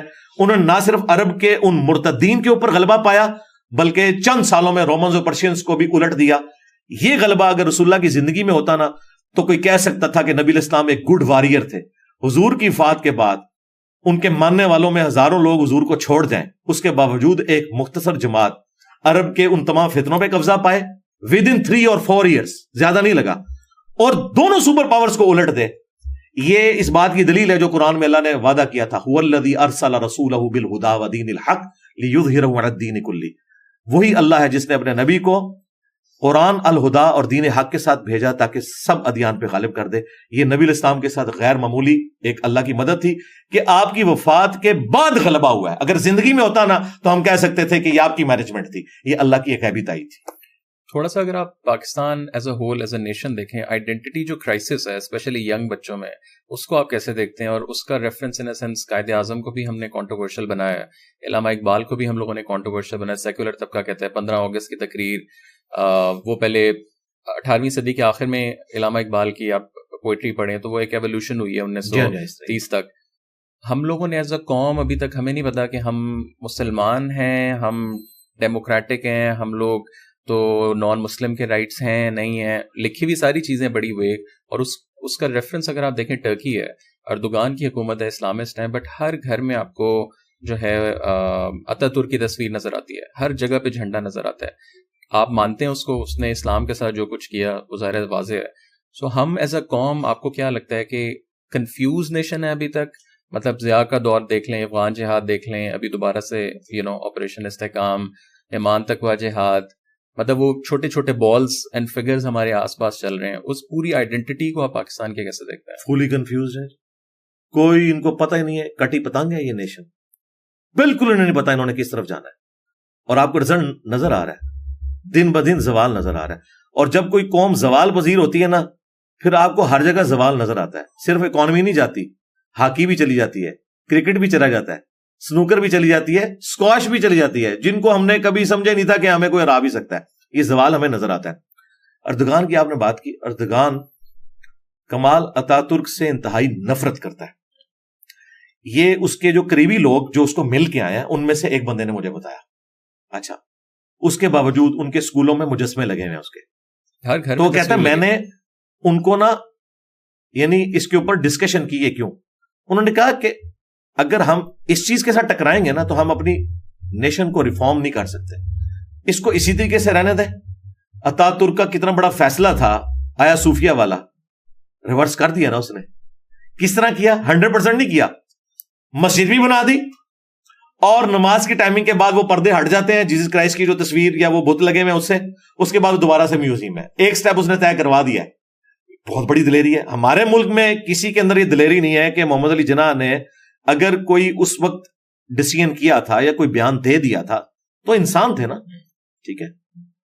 وقت کے ساتھ دنیا کی پالیٹکس بدل چکی ہے. اگر ہمیں کوئی ایسا ڈیسیژن لینا پڑتا ہے کہ ہم ان کے فیصلے کے خلاف چلے جائیں تو کوئی مسئلہ نہیں ہے، وہ کوئی قرآن و سنت نہیں ہے، ایک انسان تھا. اچھا، باقی جو آپ نے یہ بات کی نا، جو یہ پولیٹیکل پوائنٹ آف ویو سے کہ ضیاء الحق آیا تو زبردستی کا اسلام نافذ ہو گیا، پھر مشرف صاحب آئے تو زبردستی کا ایک لبرلزم ہمارے اوپر نافذ ہو گیا، اور باجوہ صاحب نے تو پیچھے ساروں کو چھوڑ دیا، انہوں نے اپنا ایک سلسلہ شروع کر دیا. تو یہ حقیقت بات ہے کہ پاکستان میں نہ علماء کو نہ پولیٹیکل لیڈرز کو اس اعتبار سے کوئی ویژن کلیئر ہے. اب مجھے بتائیں، جب پاکستان کی فوج کا حلف 1.5 لائن کا ہو کہ میں پولیٹکس میں حصہ نہیں لوں گا، ایک بات وہ وہاں پہ کہہ رہے ہیں, اس ایک بات کا بھی پاس نہ رکھے. یاد ہو نا کوئی 1000 باتیں ہیں تو ان میں سے 900 کا انہوں نے رکھ لیا ہے, ایک بات کا پاس نہ وہ رکھ سکیں. ٹھیک ہے, آج پاکستان کی ہسٹری میں گالیاں تو پولیٹیشنز کو پڑتی ہیں. آدھا عرصہ انہوں نے حکومت کی ہے ڈائریکٹلی, اور باقی آدھا انڈائریکٹلی کی ہے. عمران خان صاحب کے بعد تو اب سب کو پتا چل گیا کہ ٹوٹلی یہ سسٹم یہ لوگ چلا رہے ہوتے ہیں. لیکن جب برا وقت آتا ہے تو گالیاں پرائم منسٹر کھاتا ہے, کارگل کرتا ہے مشرف, اس مصیبت سے جان چھڑاتا ہے نواز شریف. یہ دیکھیں کتنا بڑا ظلم ہے. تو اس کی وجہ سے کوئی نہ ہمارے مذہبی جماعتوں کو معاملات کلیئر ہیں کہ ہم نے کس طریقے سے لے کے چلنا ہے. تو یہ کٹی پتنگ ہے, میں آپ کے ساتھ ایگری کرتا ہوں. اب رہا اس کا سولوشن کیا ہے, اس کے لیے علیحدہ سے ایک پروگرام ہو سکتا ہے. میں نے آپ کی بات کو, جو آپ نے سوال کیا تھا نا, میں اسے سیکنڈ کرتا ہوں. جو آپ نے نقشہ کھینچا ہمارا, ہم بدقسمتی سے ایسے ہی ہیں, یہ ہماری شکل یہی ہے, چاہے ہمیں بری لگے آئینے کے سامنے. لیکن اگر ہم اپنی شکل کو نہیں مانیں گے, ہم مستقبل میں اپنی اصلاح کو نہیں کر سکتے. سیدھی سی بات ہے. لاسٹ کچھ کوشچنز. ریسنٹلی آپ نے بھی آج درس میں طاغوت کے اوپر پورا کا پورا درس دیا. ٹویٹر کے اوپر ہر جگہ ٹرینڈ ہو رہا ہے طاغوت, مطلب اسلام کے مجھے لگتا ہے الفاظ ہم نے مذاق بنا دیا ہے ایک پوری چیز کو. وومن رائٹس کو اگر آپ کا ایشو دیکھیں تو پاکستان میں بہت زیادہ ڈسکس ہوتا ہے. کچھ لوگ جان کے ایک مزہ لینے کے لیے اس کو کرتے ہیں. بہت سے اسکالرز بغیر کسی کانٹیکس کے اس کو کر رہے ہوتے ہیں. ڈیجیٹل اسکالرز بھی آپ دیکھ لیں. 4 شادیوں والی جو بات ہے وہ بغیر, مجھے نہیں لگتا کہ ایک عام بندے کی وہ ضرورت ہے کہ اس ٹاپک کو اتنا زیادہ کھینچا جائے. آپ نے ایک دفعہ ایک شرعی مسئلہ بتا دیا ہے, بٹ کوئی بھی اسکالر ہم نے دیکھا ہے یا جنرلی جو پورا کا پورا آپ کا لینڈسکیپ ہے اس پہ حضرت ختیجہ کے بارے میں ہمیں بہت کم کانٹینٹ ملتا ہے. ایز این ایگزامپل وہ انٹرپرینیور تھیں, یہ والا ریفرنس اس کانٹیکس میں بہت کم ہے. اور اللہ کے نبی ان کے امپلائی ہوتے تھے, یہ والا کانٹیکس بہت کم لوگوں کو پتا ہے. ان کی زندگی میں جو ہے انہوں نے کوئی شادی نہیں کی. بٹ ہم لوگ جب آج کل جنرل اسکالرس کو دیکھیں تو اس میں لگتا ہے کہ جی خواتین کے رائٹس اور عجیب سا ایک کنفیوژن سی جو ہے پورے پلیٹ فارمس پہ بھی اور جنرلی ایٹماسفیئر میں ہم نے پھیلائی ہوئی ہے. تو بہت سے ایسے ٹاپکس ہیں کہ جن کا عوام سے تعلق نہیں ہے. مطلب ایک بزرگ جیسے کہتے ہیں کہ کچھ باتیں ہوتی ہیں وہ آپ نے ایک کلوز سرکل کے اندر آپ کی کرنی ہوتی ہیں, وہ عام بندے کے لیے نہیں ہوتی ہیں. اس پوری چیز کو آپ کیسے دیکھتے ہیں؟ دیکھیں, تھوڑی دیر پہلے تو ہم کہہ رہے تھے کہ فریڈم آف ایکسپریشن ہونا چاہیے, ڈیجیٹل میڈیا کی برکت سے آپ ڈیبیٹ کر سکتے ہیں. تو میرا تو دین ایمان وہیں پہ کھڑا ہے کہ ٹھیک ہے, جس نے 4 شادیوں کی بنیاد کے اوپر کوئی کہانی رچانی ہے, بار بار ہر دفعہ اس کی ہر بات اس سے شروع ہو کے اس پہ ختم ہوتی ہے, تو وہ تماشا لگا لے. ہم اسے علمی گراؤنڈ کے اوپر کاؤنٹر کریں گے, ہم کاؤنٹر نیریٹو لانچ کریں گے. اور میں نے کیا, اور میں نے چیلنج دیا ہے کہ نبی الاسلام نے صرف ایک ہی شادی کی ہے, حضرت ختیجہ کی زندگی میں دوسری شادی نہیں کی. قبائلی سسٹم میں اس وقت دین کی تبلیغ کی خاطر آپ نے اس ایج میں جا کے بقیہ کی شادیاں کی ہیں جس میں انسان اپنی ایج کو کنکلوڈ کر رہا ہوتا ہے 50+. جب آپ کو عرب کی خوبصورت ترین عورتیں آفر کی جاتی تھی وہ آپ نے نہیں لی. آپ نے اپنے سے عمر میں بڑی عورت کے ساتھ اپنی زندگی کے آلموسٹ 25 سال گزار دیے, اور جس سال وہ فوت ہوئی وہ عام الحزن ہے. 2 غم حضور کو پہنچے, سیدہ ختیجہ کا اور حضرت ابو طالب کا. اور بخاری مسلم میں اما عائشہ خود روایت کر رہی ہیں, میں سب سے زیادہ جیلس ہوتی تھی, یا رشک کہہ لیں اپروپریٹ ورڈ اردو کے لیے, ختیجہ کے بارے میں, کہ میں حضور کو کہتی تھی کہ جیسے اس بڑھیا کے سوا آپ کی زندگی میں کوئی اور عورت ہی نہیں ہے. لیکن ہمیں جو ہے وہ سیدہ عائشہ کا ایک ڈومیننٹ کر کے پیش کیا گیا, یہ نہیں بتایا گیا کہ حضرت عائشہ جس سے جیلس ہوتی تھی وہ حضرت ختیجہ تھی. پازیٹیو سینس میں جیلسی, رشک آپ کہہ لیں. حتیٰ کہ بخاری مسلم میں آیا کہ اما عائشہ کہتی ہیں کہ نبی علیہ السلام سیدہ ختیجہ کی سہیلیوں کو بھی کوئی کھانے کی چیز ہوتی تھی وہ بھجوایا کرتی تھی. کتنی محبت کا ایک اظہار ہے. اچھا, نبی علیہ السلام نے شادی ایک ہی کی ہے, باقی آپ کی یہ ساری چیزیں جو ہیں وہ ان قبائلی مجبوریوں, دعوت کی حکمتوں کے ساتھ جڑی ہوئی ہے. نبی علیہ السلام نے کہیں ترغیب نہیں دلائی. سورۃ النساء میں اللہ تعالیٰ نے فرمایا کہ تمہیں 4 شادیوں کی اجازت ہے, ایک کے بعد دوسری, تیسری, چوتھی, لیکن اگر خدشہ ہو کہ انصاف نہ کر سکو تو ایک پر اکتفا کرو.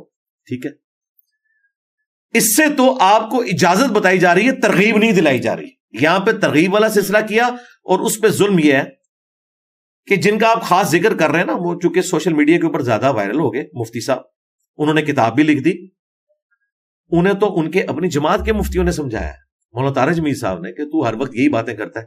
مجھے بتائیں جتنے ڈومیننٹ بندے ہیں ان میں سے کس کی دوسری تیسری شادی ہے؟ طارق میر صاحب ایک شادی ہے. ڈاکٹر فرت ہاشمی جو عورتوں کو فضائل سناتی ہیں, انہوں نے تو اپنے خاوند کی دوسری شادی کو نہیں کروائی. ٹھیک ہے, ان کی بیٹیاں آگے نواسیاں میرے اسٹوڈنٹس ہیں، ٹھیک ہے، لیکن میں آپ کو ریئلٹی بتا رہا ہوں، انہوں نے اپنے ہسبینڈ کی دوسری شادی نہیں کروائی. غامدی صاحب ایک ہی شادی ہے، میری بھی ایک شادی ہے، میں نے تو ڈکلیئر کیا ہوا ہے کہ میری وائف کے ساتھ جو ہے وہ دوسری شادی ہے، پہلی شادی میری نوکری کے ساتھ تھی، جب وہ فارغ ہو گئی اس کے بعد یہ دعوت کا کام، یہ میری پہلی بیوی ہے، اس پوائنٹ آف ویو سے کہ میرے لیے پرائورٹی ہے دعوت کا کام. تو جس نے بھی کسی مشن کے لیے کھڑا ہونا نا وہ یہ کام نہیں کر سکتا، اجازت موجود ہے، اسے کوئی چیلنج نہیں کر سکتا، اور بعض کا جینون واقعی ضرورت پڑ سکتی ہے.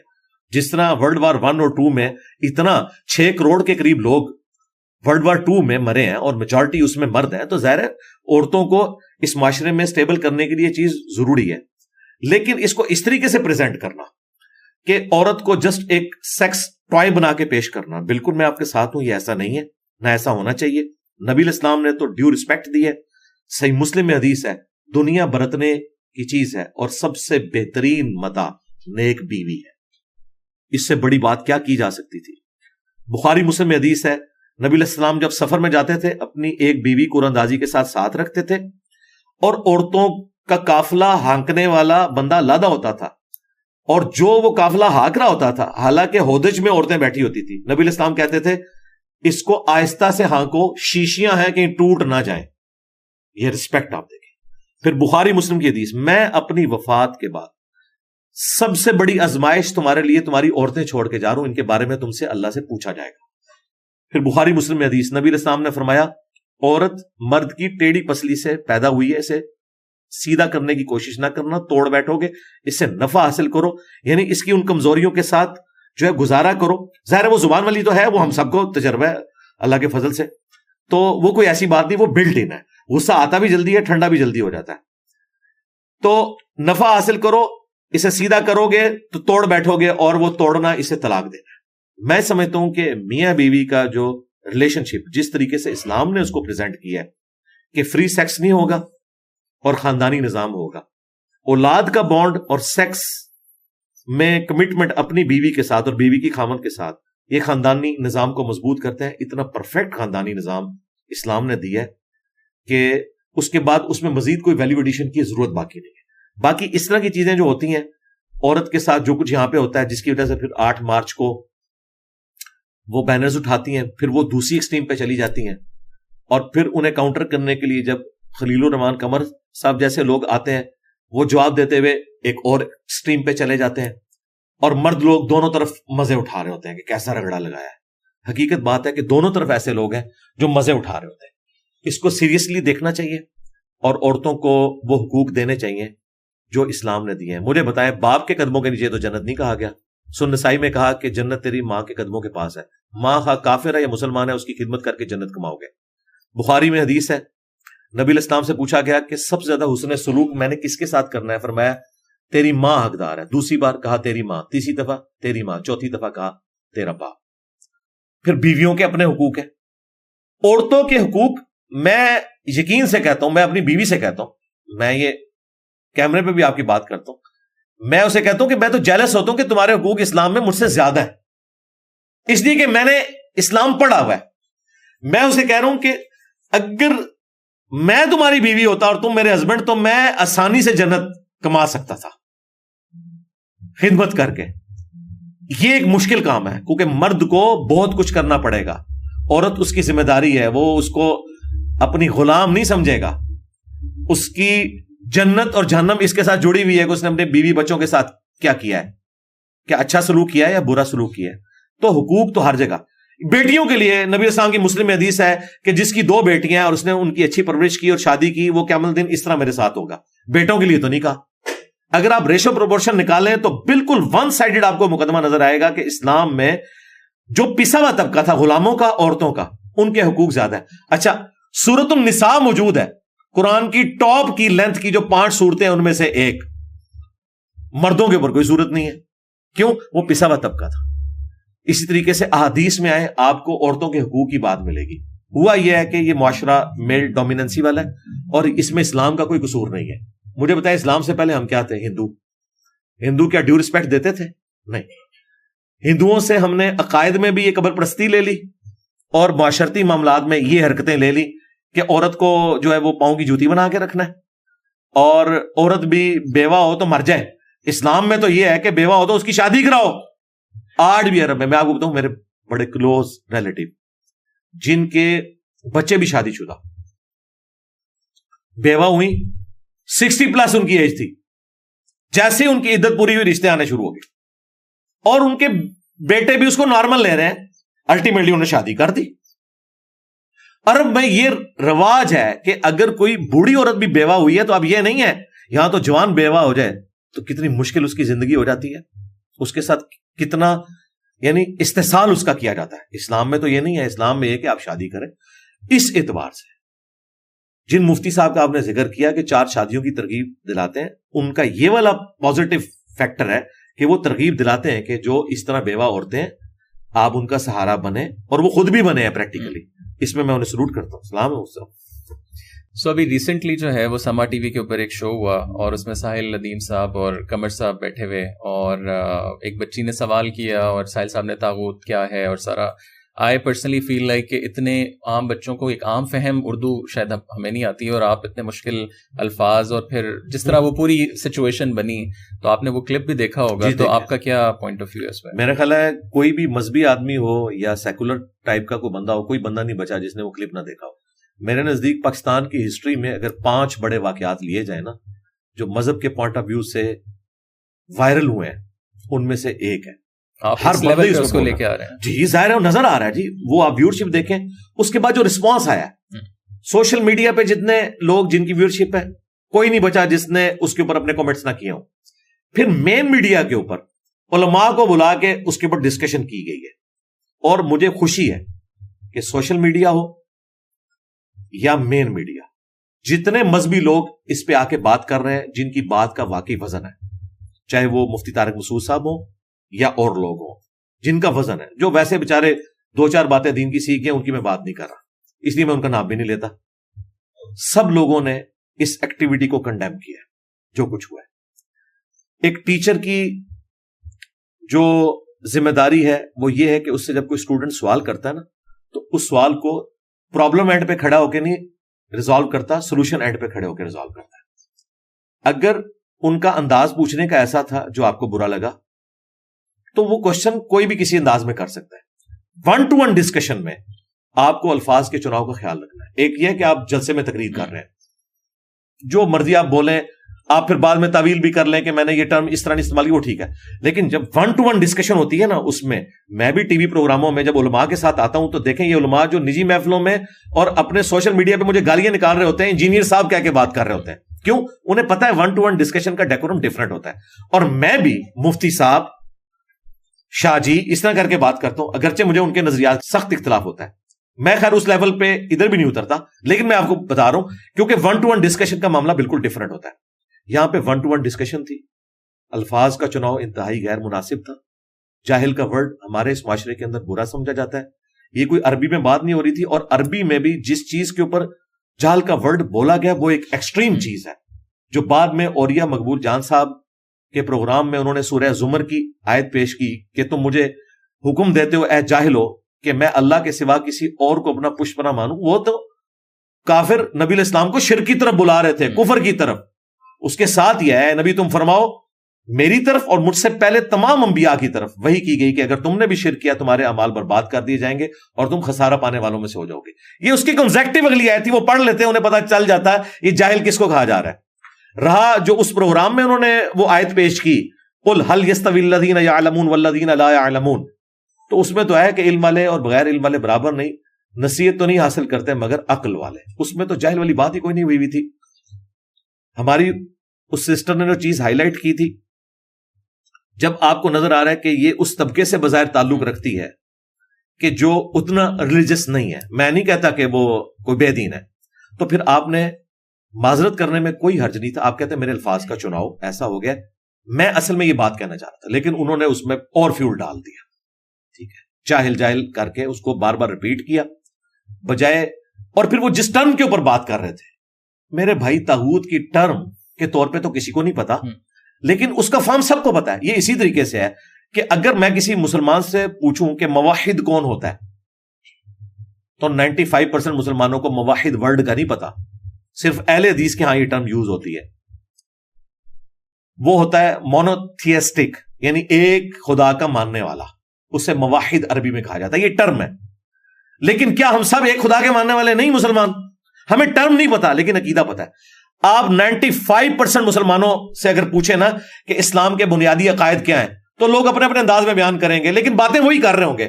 لیکن جب آپ بکش فارم میں آئیں گے نا تو فوراً جواب یہ ہوگا کہ 3 ہیں: عقیدہ توحید، رسالت، آخرت. باقی سب اس کی کورولریز ہے.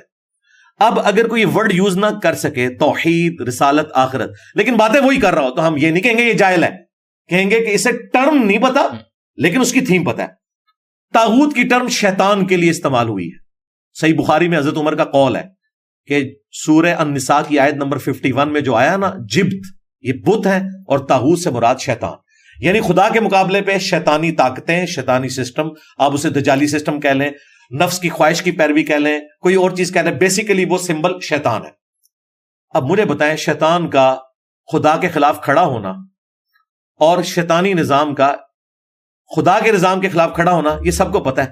اب شیطان کے لیے طاغوت کا لفظ استعمال ہو گیا، اور اس میں بھی طاغوت ان کے لیے صرف یہ رہ گیا کہ اسلامک سزائیں نافذ کر دو، جو اس کا ایک چھوٹا سا جز کیا جزنی ہے.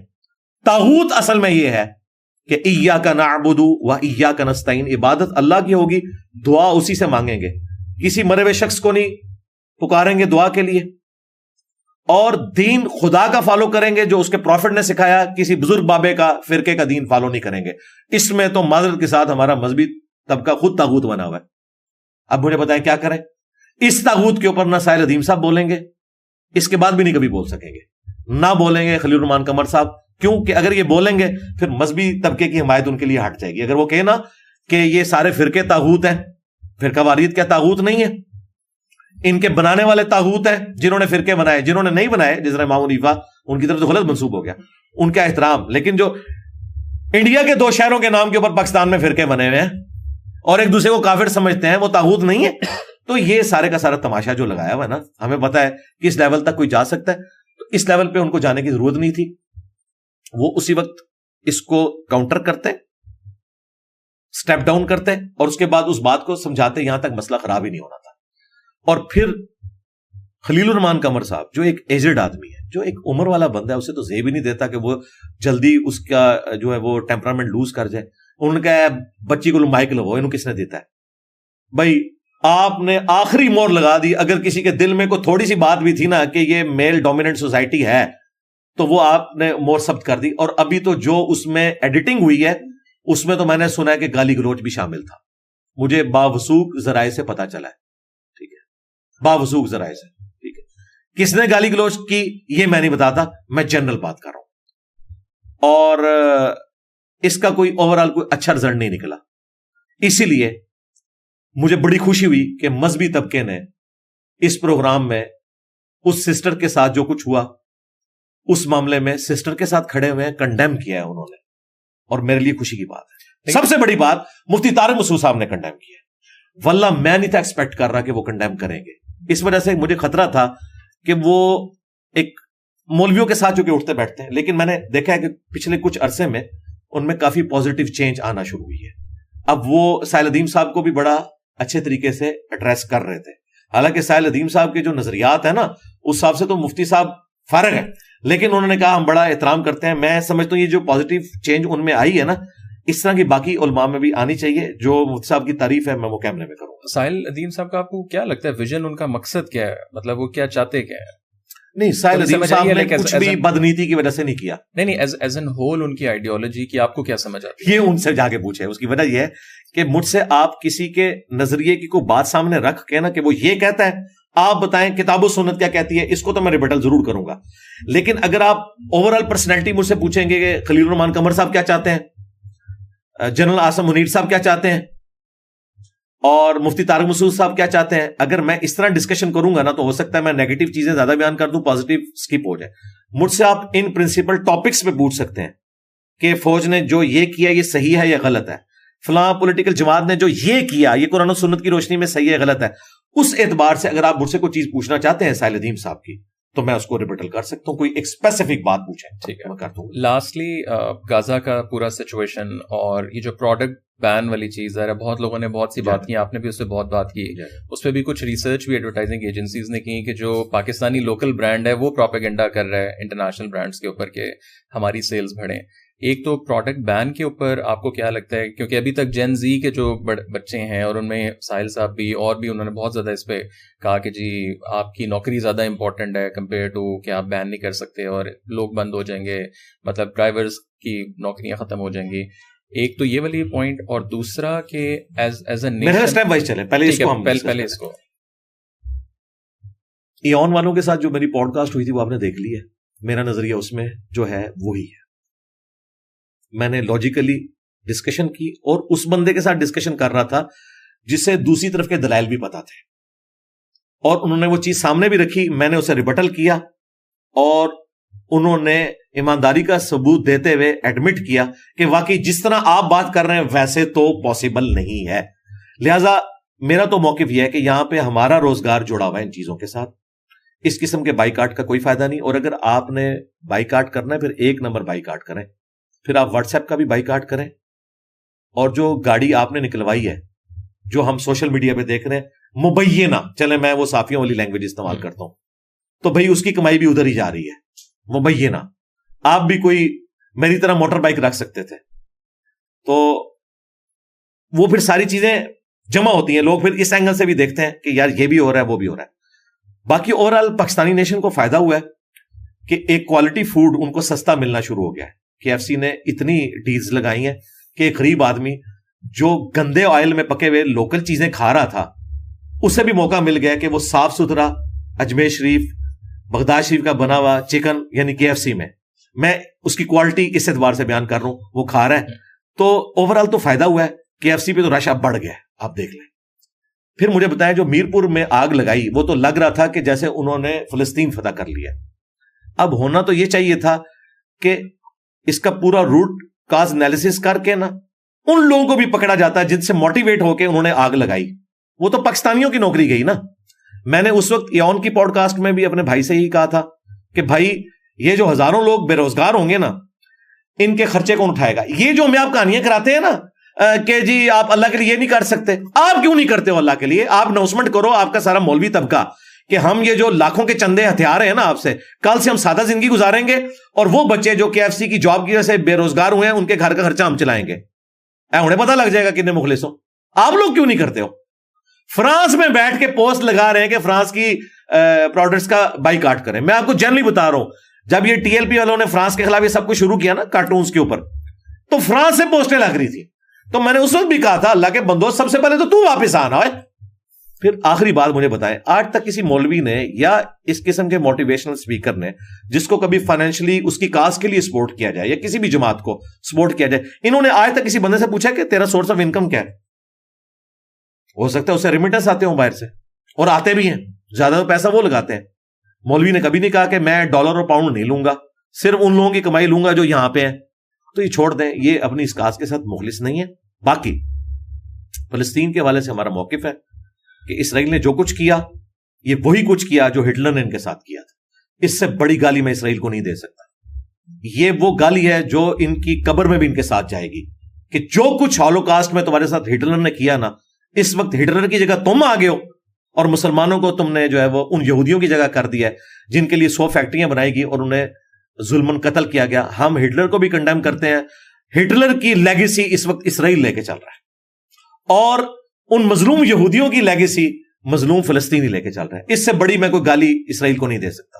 یہ ایک ایتھیکل گالی ہے جو کنٹرول ورڈز میں نے دے دی. اور آپ کو لگتا ہے کہ ایز اے نیشن بھی ہم نے کچھ نہیں کیا, ایسا حکمران بے شک وہ فوج ہو گورنمنٹ ہو؟ نہیں, میرا خیال ہے جو ہم نے کیا بس اتنا ہی کر سکتے تھے. کر اتنا جی اتنا ہی کر سکتے تھے. اب آپ کو وہ ریئلٹی کون بتائے؟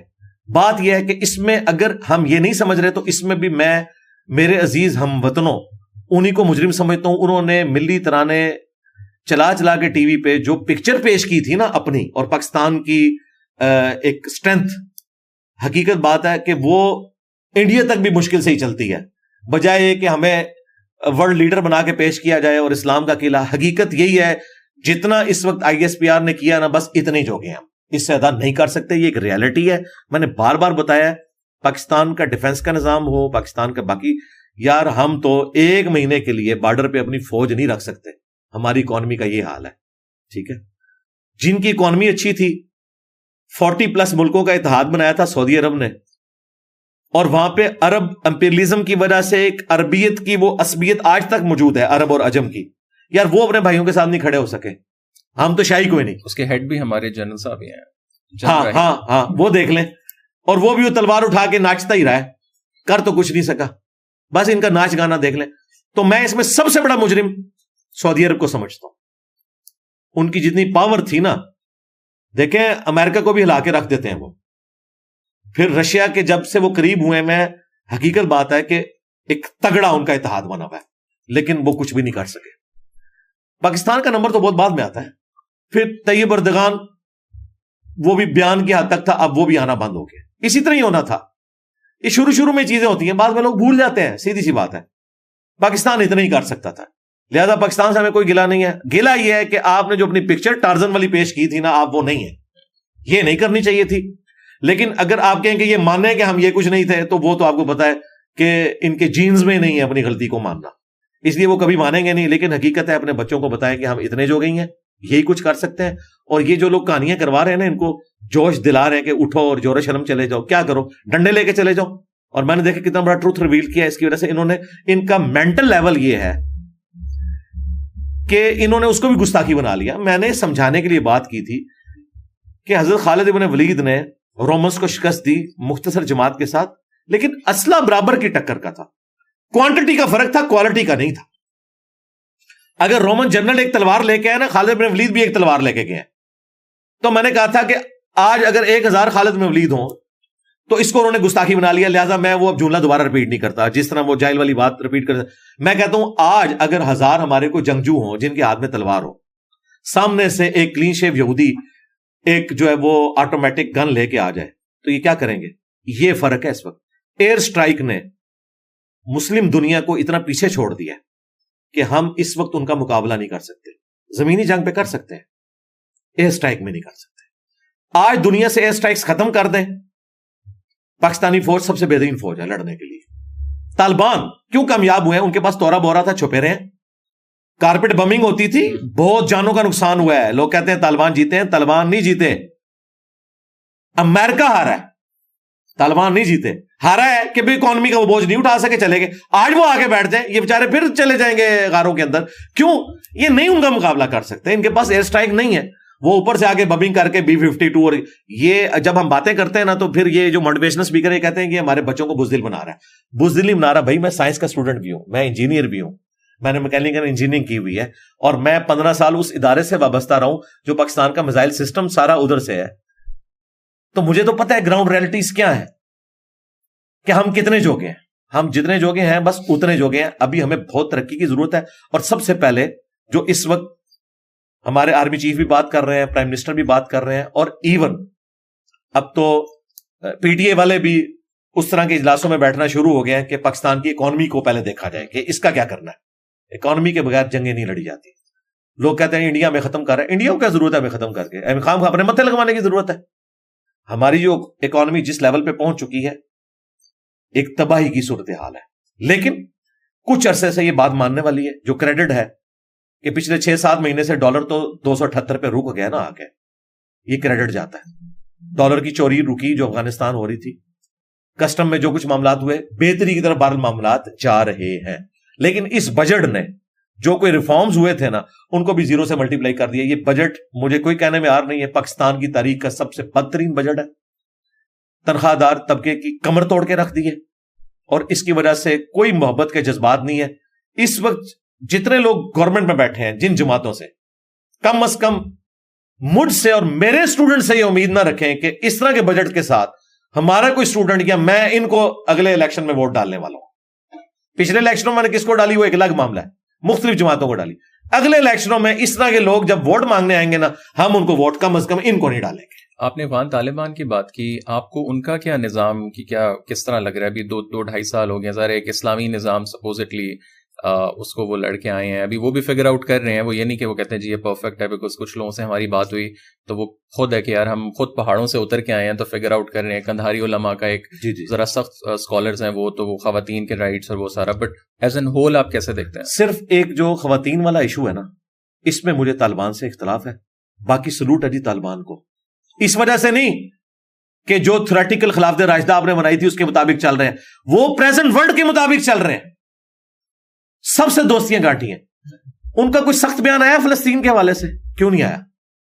یہ انہوں نے کمٹمنٹ کی ہے, ٹھیک ہے. عربیوں نے انہیں بتایا کہ بھائی یہ افغانی ہے, اللہ کے بندوں پیسہ لگاؤ. یہ افغان پشتون موومنٹ ہے, یہ اسلامک موومنٹ نہیں ہے. کوئی بے وقوف اس موومنٹ کو خمینی صاحب کی طرح اسلامک موومنٹ نہ سمجھے. وہ اسلامک موومنٹ تھی. ایک سنی ہوتے ہوئے بھی میں کہہ رہا ہوں, خمینی صاحب کی جو موومنٹ تھی وہ اسلامک موومنٹ تھی. اگرچہ اس وقت سیکولرز بھی ان کے ساتھ تھے, کیونکہ ریسورسز کا ایشو تھا, سارے ان کے ساتھ کھڑے ہوئے. ان کی موومنٹ قطن کوئی اسلامک موومنٹ نہیں ہے. یہ ایک پیورلی پشتون موومنٹ ہے, افغان موومنٹ. اس کو اسلام کا ایک رنگ ہے ظاہر ڈومیننٹ علماء والا. انہوں نے وہاں پہ جی سب سے بڑی بات ہے امن قائم کر دیے, سلام ہے. لیکن یہ تو بہت بڑی بات ہے, آپ پشتون موومنٹ کہہ رہے ہیں, یہ تو امارات اسلامی اور امیر المومنین اور ٹرمز تو کوئی بھی استعمال کی جا سکتی ہیں. مجھے بتائیں اللہ کے بندو, یہاں پہ آپ کی جو پارلیمنٹ ہے اس کے لیے مجلس شورا کدھر؟ مجلس شورا میں یہ پارلیمنٹیرین بیٹھے ہوتے تھے. ٹرمز میٹھی میٹھی آپ لے لیں, آپ جو ہے وہ تکافل کا نام رکھ دیں, ٹھیک ہے, عربی ٹرمز یوز کر لیں, ملاد ہے وہ انہوں نے اچھی کی ہے, وہ کرنی چاہیے ان کو. لیکن پریکٹیکلی میں آپ کو بتا رہا ہوں, ان کی اولین ترجیح افغانستان کی اکانومی ہے. انہوں نے لیتھیم کے ذخائر کا بھی پورا اپنا کمٹمنٹ کر لیے چائنا کے ساتھ. پھر اپنی مدد آپ کے تحت جو اتنا بڑا وہ ایک نہری نظام قائم کر رہے ہیں وہ بھی آپ کے سامنے ہے. انہیں پتہ ہے کہ ہم نے معاملات کو کس طرح لے کے چلنا ہے. سب سے بڑی بات ہے, طالبان کو میں کریڈٹ دوں گا, اگرچہ طالبان کی سوچ, ان کے عقائد اور جس کو وہ اسلام سمجھتے ہیں, میں سرے سے ان کے ساتھ ایگری نہیں کرتا.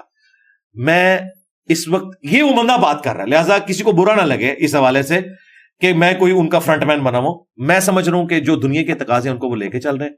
انہوں نے امن قائم کر دیا اس قبائلی سسٹم میں جہاں دنیا کی کوئی پاور امن قائم نہیں کر سکتی تھی, انہوں نے کر کے دکھایا. انہوں نے سزائیں نافذ کی ہیں.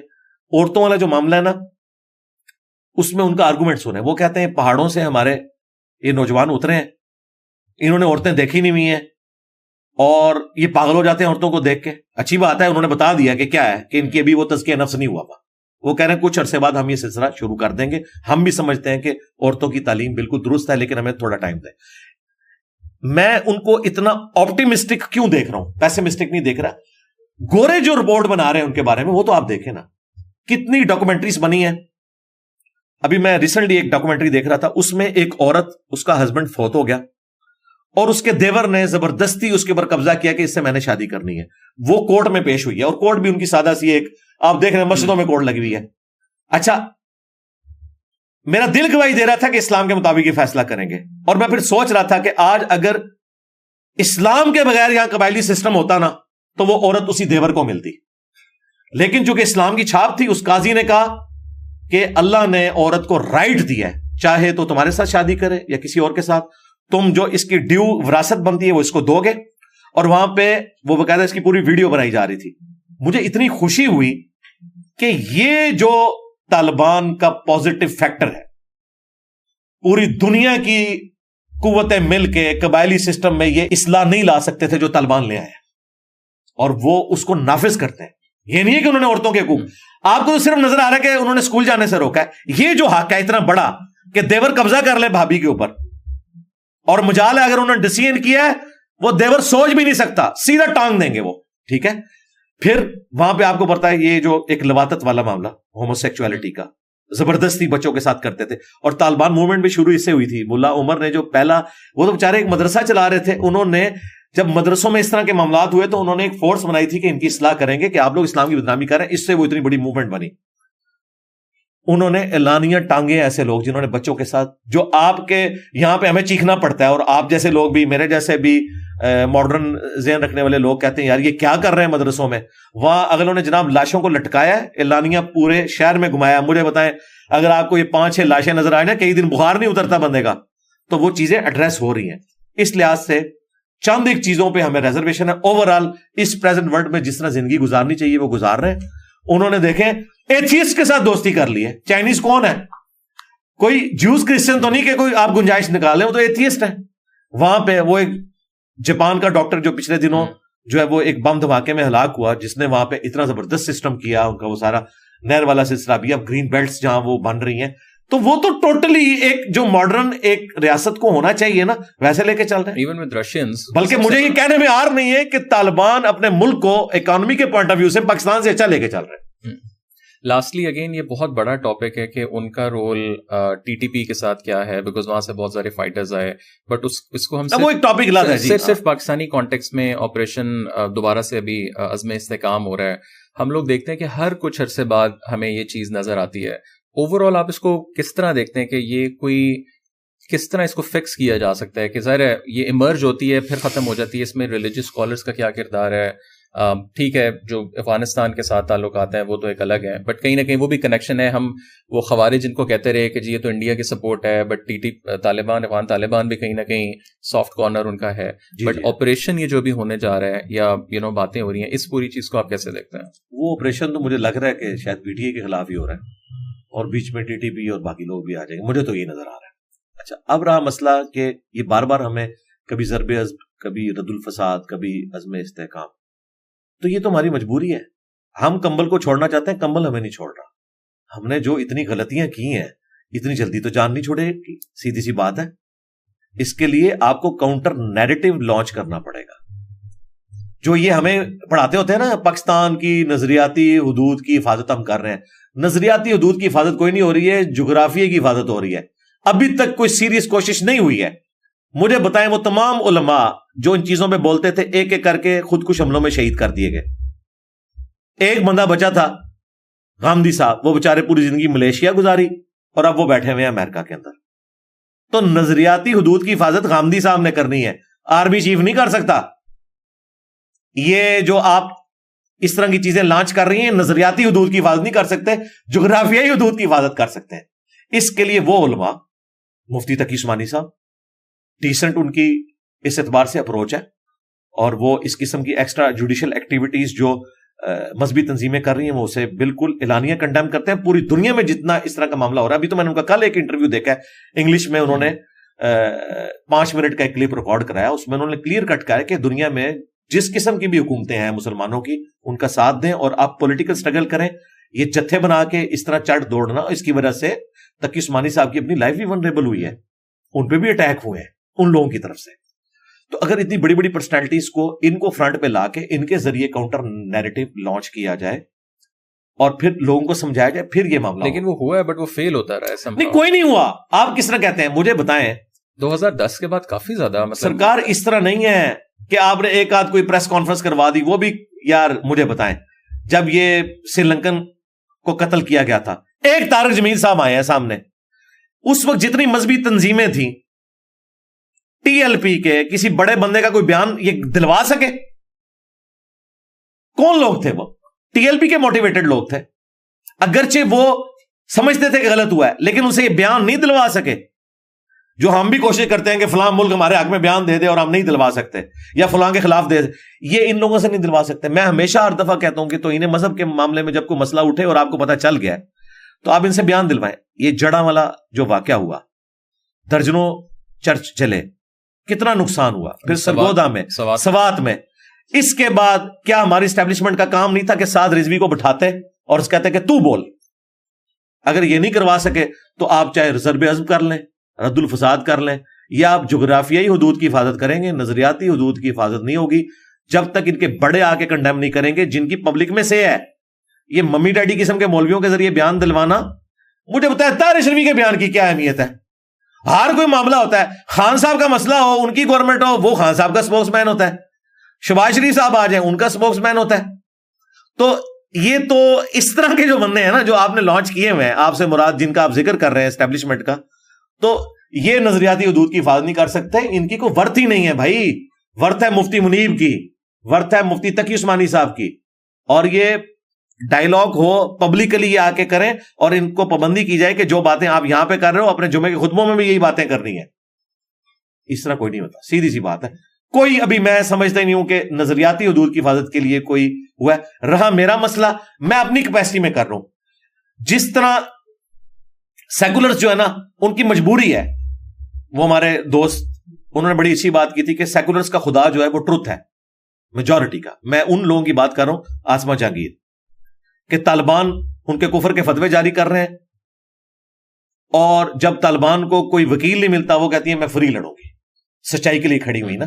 ٹھیک ہے، آسما جہانگیر جیسے مردوں کی ہمیں ضرورت ہے، عورتوں کی بھی ضرورت ہے. ایک آسما جہانگیر آپ 70 سالوں میں صرف پیدا کر سکیں، یہ ایک داڑھی پگڑی والا بندہ کہہ رہا ہے. کتنے لوگ ہیں جو سچائی کے لیے کھڑے ہوتے ہیں، کوئی دلیری دکھانے کے لیے کھڑا نہیں ہوتا. آسما جہانگیر کو سب سے زیادہ تکلیفیں کس سے اٹھانی پڑی؟ مذہبی طبقے سے، اسٹیبلشمنٹ سے.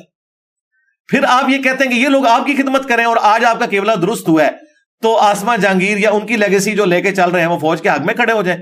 انہیں تو خطرہ ہے کل کو آپ کا قبلہ بدلا تو سب سے پہلے ان کو آپ شہید ہوتے ہوئے دیکھیں گے. تو اس لیے آپ نے طے کرنا ہے. ویسے میں آپ کو ابھی بتاؤں، اس وقت فوج بھری پڑی ہوئی ہے. انہوں نے واقعی ریلیجسلی یہ طے کر لیا ہے کہ اب پاکستان اس طرح نہیں چلے گا. اس کی وجہ FATF، پوری دنیا کی پالیٹکس کا چینج ہونا. یہ بھی گوروں کو کریڈٹ جاتا ہے، ان کو نہیں جاتا، گوروں کو جاتا ہے کہ انہوں نے انہیں سکھایا کہ بندے کے پتر بنو، دنیا میں اس طرح نہیں آپ رہ سکتے، ورنہ ہم یہ کر دیں گے. اگر تم نے یہ 25 کروڑ کا جو ایٹم بم رکھا ہوا ہے نا ادھر آبادی کا، ان کو ساتھ لے کے چلنا ہے نا، بھوکے نہیں مارنا، تو بھائی پھر ہماری بات بھی مانو. اور وہ ٹھیک کہہ رہے ہیں.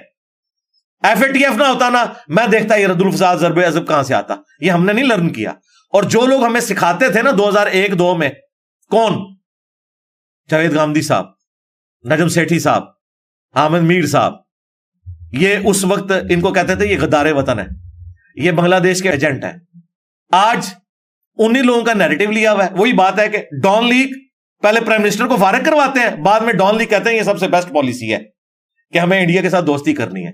تو یار آپ لوگ مخلص نہیں. گامدی صاحب ہمارے استاد ہیں، ہمیں ان سے عقائد میں اختلاف ہے، لیکن ان کی ایک بات بہت اچھی ہے کہ اگر ہم نے اخلاص کے ساتھ کوئی بھی سسٹم یہاں پہ نافذ کر دیا ہوتا، اسلامک، نان اسلامک، یا جو بھی دنیا میں ہے، اخلاص کے ساتھ اس کے پرنسپل کو فالو کرتے نا، تو آج ہماری یہ حالت نہ ہوتی. جو بھی ہے وہ طے کر لیں، لیکن اس کو پھر ریلیجسلی فالو کریں، کوئی بھی سسٹم ہو. یہ میں for the sake of argument بات کر رہا ہوں. آئیڈیلی تو جو میری تھاٹس ہے، میں ایک ریلیجس بندہ ہوں، لیکن میں کہتا ہوں کہ اگر کسی نے جو اس وقت پریزنٹ سسٹم ہے اس کو بھی ایمانداری سے چلایا اور اس کا اینڈ رزلٹ صحیح نکلا. اب مجھے بتائیں 2017 میں ہستا بستا ملک تھا، 2 بندوں نے ڈیسائیڈ کیا، چلتے ٹائر میں ڈنڈا دے دیا، ٹھیک ہے، 5 روپے کی روٹی تھی اس وقت کی، آپ ڈالر کی قیمت دیکھیں. ہستا بستا ملک انہوں نے عدلیے کے ساتھ مل کے اسٹیبلشمنٹ نے اجاڑ دیا. اب اس کی ریمیڈی کئی ڈیکیڈز تک نہیں ہونی. ٹھیک ہے، پھر RTS ہوا. اب فارم 45 تو سب کو نظر آ رہا ہے، RTS کسی کو نظر نہیں آ رہا. ٹھیک ہے، اب وہ اپنی جگہ چیختے ہیں، وہ کہتے ہیں یار ہم ملک کی خدمت کر رہے تھے، ہمیں ڈیفیم کر دیا، اب بچے ان کے ساتھ لگ گئے ہیں، اب ہمیں یہ کہہ رہے ہیں کہ جی اب وہ جو ہے اب ہم 0 سے سٹارٹ کر لیں. وہ ادھر نہیں مانتے، وہ آپ جا کے وہ بوٹ کو عزت دو پہ آگے ہیں، ووٹ کو عزت دو سے، اور جو سیم پیج تھے وہ ووٹ کو عزت دو بن گئے. آئی تھنک یہ پرابلی پہلی کانورسیشن ہے جس میں اسٹیبلشمنٹ کا بہت زیادہ ذکر ہوا. لاسٹلی جنرل عاصم کے لیے اگر آپ ایک میسج دیں، اور لیٹس سے وہ یہ پوڈ کاسٹ دیکھ رہے ہیں، تو وہ کیا ہوگا؟ جنرل عاصم کے لیے میرا میسج یہ ہے کہ میری جو منصور علی خان کے ساتھ پوڈ کاسٹ ہوئی ہے نا، وہ دیکھ لیں. جتنے سخت سوال وہ کر سکتے تھے انہوں نے کیے ہیں، اور میں نے انہیں جس طریقے سے ایمانداری سے کہنا تھا وہ کہا ہے. جہاں پہ میں نے 1-2 سوالات کے اوپر ویل لیفٹ کیا ہے، اس کے پیچھے ریزن یہ ہے کہ میرا ریلیجن مجھے اجازت نہیں دیتا کہ میں کسی صحافی کے کہنے پہ اس کے فیکٹس اور فگرز جو کہ ثابت نہیں ہے کسی کو چور ڈاکو کہوں. اس کی وجہ سے بعض PTA والے لوگ ناراض ہوئے کہ انجینئر صاحب نے یہ بات کیوں نہیں کی. اس لیے کہ بھائی اس طریقے سے نہیں ہوگا معاملہ کہ میں اس طرح کیٹاگوریکلی کسی کے بارے میں کر دوں. تو سب سے پہلے تو وہ پوڈ کاسٹ دیکھیں، وہ دیکھ چکے ہوں گے، کیونکہ آج کل تو منصور علی خان جو ہے اس سٹیٹس کے اوپر آ چکے ہیں، آپ کے سامنے ہے. باقی وہ ان کے جو نظریات ہیں وہ کوئی پرو اسٹیبلشمنٹ نہیں ہے، اور ڈیموکریٹک بندے ہیں، لیکن ظاہر ہے حالات و واقعات ایسے چل رہے ہیں. باقی جہاں تک معاملہ ہے PTA کے حوالے سے ایک جنرل ایڈوائز نہیں، میں تو PTA کے حوالے سے بات کروں گا. اگر میں PTA کی پالیٹکس کو کرٹیسائز کرتا ہوں تو میں جب ان کے حق میں بات کروں گا تو بائی نیم کروں گا کہ جو 9 مئی کا ایشو ہوا اس میں جتنے لوگ جیو فینسنگ کے اندر پڑے ہوئے ہیں، آج 1 سال سے زیادہ گزر چکا ہے, اس میں کئی بے گناہ لوگ بھی ہیں, ان کے کیسز بھی نہیں لگ رہے. تو میرے بھائی آپ نے اللہ کو جواب دے ہونا ہے ان کے بارے میں. جو مجرم ہیں انہیں سزا دے. میں کہتا ہوں خان صاحب اگر مجرم ثابت ہوتے ہیں انہیں بھی سزا دے. ہم نہیں کہیں گے کہ یہ امت مسلمہ کا لیڈر ہے, ہینڈسم ہے, تو اسے چھوڑ دیں, بالکل سزا دیں. لیکن جو بیچارے عام غریب لوگ ہیں, کسی نے مور اٹھا لیا ہے, کسی نے کوئی وہاں سے کرسی اٹھا لی ہے, تو کیا اسلام میں اور پاکستان کے آئین میں اس کی سزا یہ ہے کہ وہ 1 سال تک جیل میں رہے اور کوئی وکیل اس کا مقدمہ لڑنے کے لیے تیار نہ ہو اور کوئی عدلیہ اسے ضمانت دینے کے لیے تیار نہ ہو؟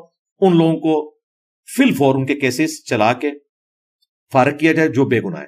جو گناہ گار ہیں انہیں بھی سزا اتنی دی جائے جتنی ان کی بنتی ہے. یہ نہیں ہے کہ آپ اپنا غصہ نکالنے کے لیے وَلَا يَجْرِمَنَّكُمْ شَنَآنُ قَوْمٍ عَلَىٰ أَلَّا تَعْدِلُوا اعْدِلُوا هُوَ أَقْرَبُ لِلتَّقْوَىٰ. اب حافظ صاحب کو تو عربی آتی ہے, انہیں پتہ ہے کہ دیکھنا کسی قوم کی دشمنی تمہیں اس پہ نہ ابھارے کہ تم انصاف کا راستہ چھوڑ دو. انصاف کرو, وہی تقوی کے قریب ہے. یہی روش ہونی چاہیے. رہا پی ٹی آئی, ان کو بھی میں میسج دوں گا کہ 9 مئی کا مسئلہ پی ٹی آئی سے بھی ان کے لیڈر سے بھی مس ہینڈل ہوا ہے. ان کے بیان ان کو ہانٹ کریں گے, انہوں نے خود مانا ہے. پہلے انہوں نے کہا کہ ایسا ہی ہونا چاہیے تھا, بعد میں انہوں نے کہا میں کنڈیم کرتا ہوں. وہ ان کے گلے فٹ ہوا ہے, سیدھی سی بات ہے. وہ ان کو کیسز کا سامنا کرنا ہے. اور پھر یہ کہنا کہ یہ فوج نے خود کروایا, یہ بالکل غلط ہے. ہمیں نظر آ رہا ہے وہ کون لوگ ہیں. ہاں یہ ہو سکتا ہے کہ ہونے دیا ہو, روکا نہ ہو, اس میں ان کے ساتھ ہوں. میں کہتا ہوں نہیں, روکا نہ ہو تب بھی آپ کا یہ کام نہیں ہے. میرے سٹوڈنٹس اگر جا کے کسی اس طرح کی جگہ پہ حملہ کرتے ہیں اور میں کل کو یہ کہوں کہ وہاں پہ پولیس کیوں نہیں تھی, میرے سٹوڈنٹ گھس کے, نہیں, پولیس ہونا نہ ہونا علیحدہ بات ہے. میں مجرم ہوں کہ میں نے اس قسم کی بریڈ تیار کی ہے, میں اسے آن کروں گا اور میرے کوئی سٹوڈنٹ اس طرح کی حرکت کرتا ہے اسے سزا ملے گی. اسلام میں اس طریقے سے کسی کی سزا نہیں معاف ہوتی ہے, علیحدہ بات ہے. تو دونوں طرف سے ایسا معاملہ ہوا ہے. اس معاملے میں جو بے گناہ لوگ ہیں انہیں چھوڑا جائے.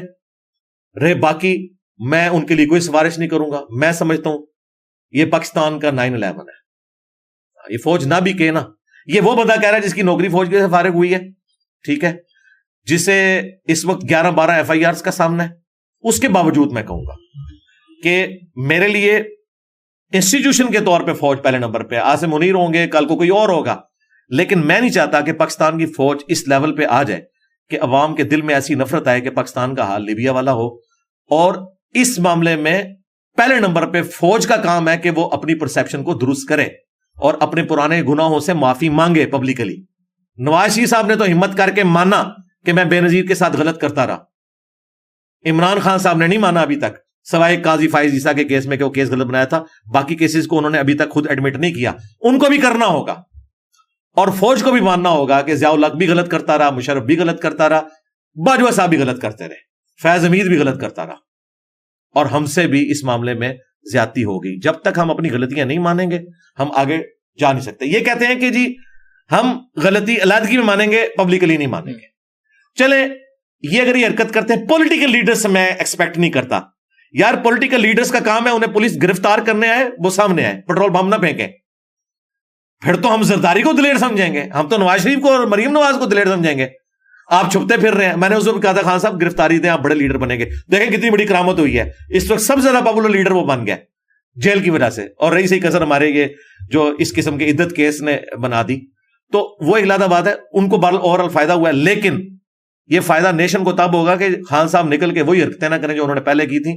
وہ چینجڈ ہوں, وہ سیکھیں, اور میرا خیال ہے بہت کچھ سیکھ گئے ہوں گے. ان گرمیوں میں بہت زیادہ سیکھیں گے.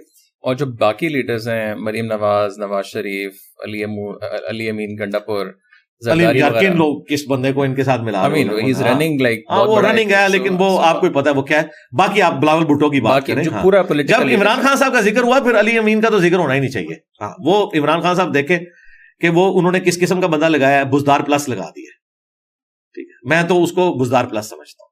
ابھی تک انہوں نے نہیں سیکھا. بزدار کی جگہ اگر چودھری پرویز الہی پنجاب کا وزیر اعلیٰ ہوتا نا, نون لیگ دوبارہ الیکشن نہیں تھی جیت سکتی یہاں سے. ٹھیک ہے, اگر ان کو پتا ہوتا کہ ہم نے پنجاب کے ساتھ کیا کرنا ہے تو زیادہ بات. اب آ جائیں آپ اس طرف, جو آپ نے بات کی مریم نواز, بلاول بھٹو, میں سمجھتا ہوں یہ سمجھدار لوگ ہیں. انہوں نے زندگی کے اتار چڑھاؤ دیکھے ہیں, اپنے گھروں میں دیکھے ہیں, اور تکلیفیں کاٹی ہیں انہوں نے.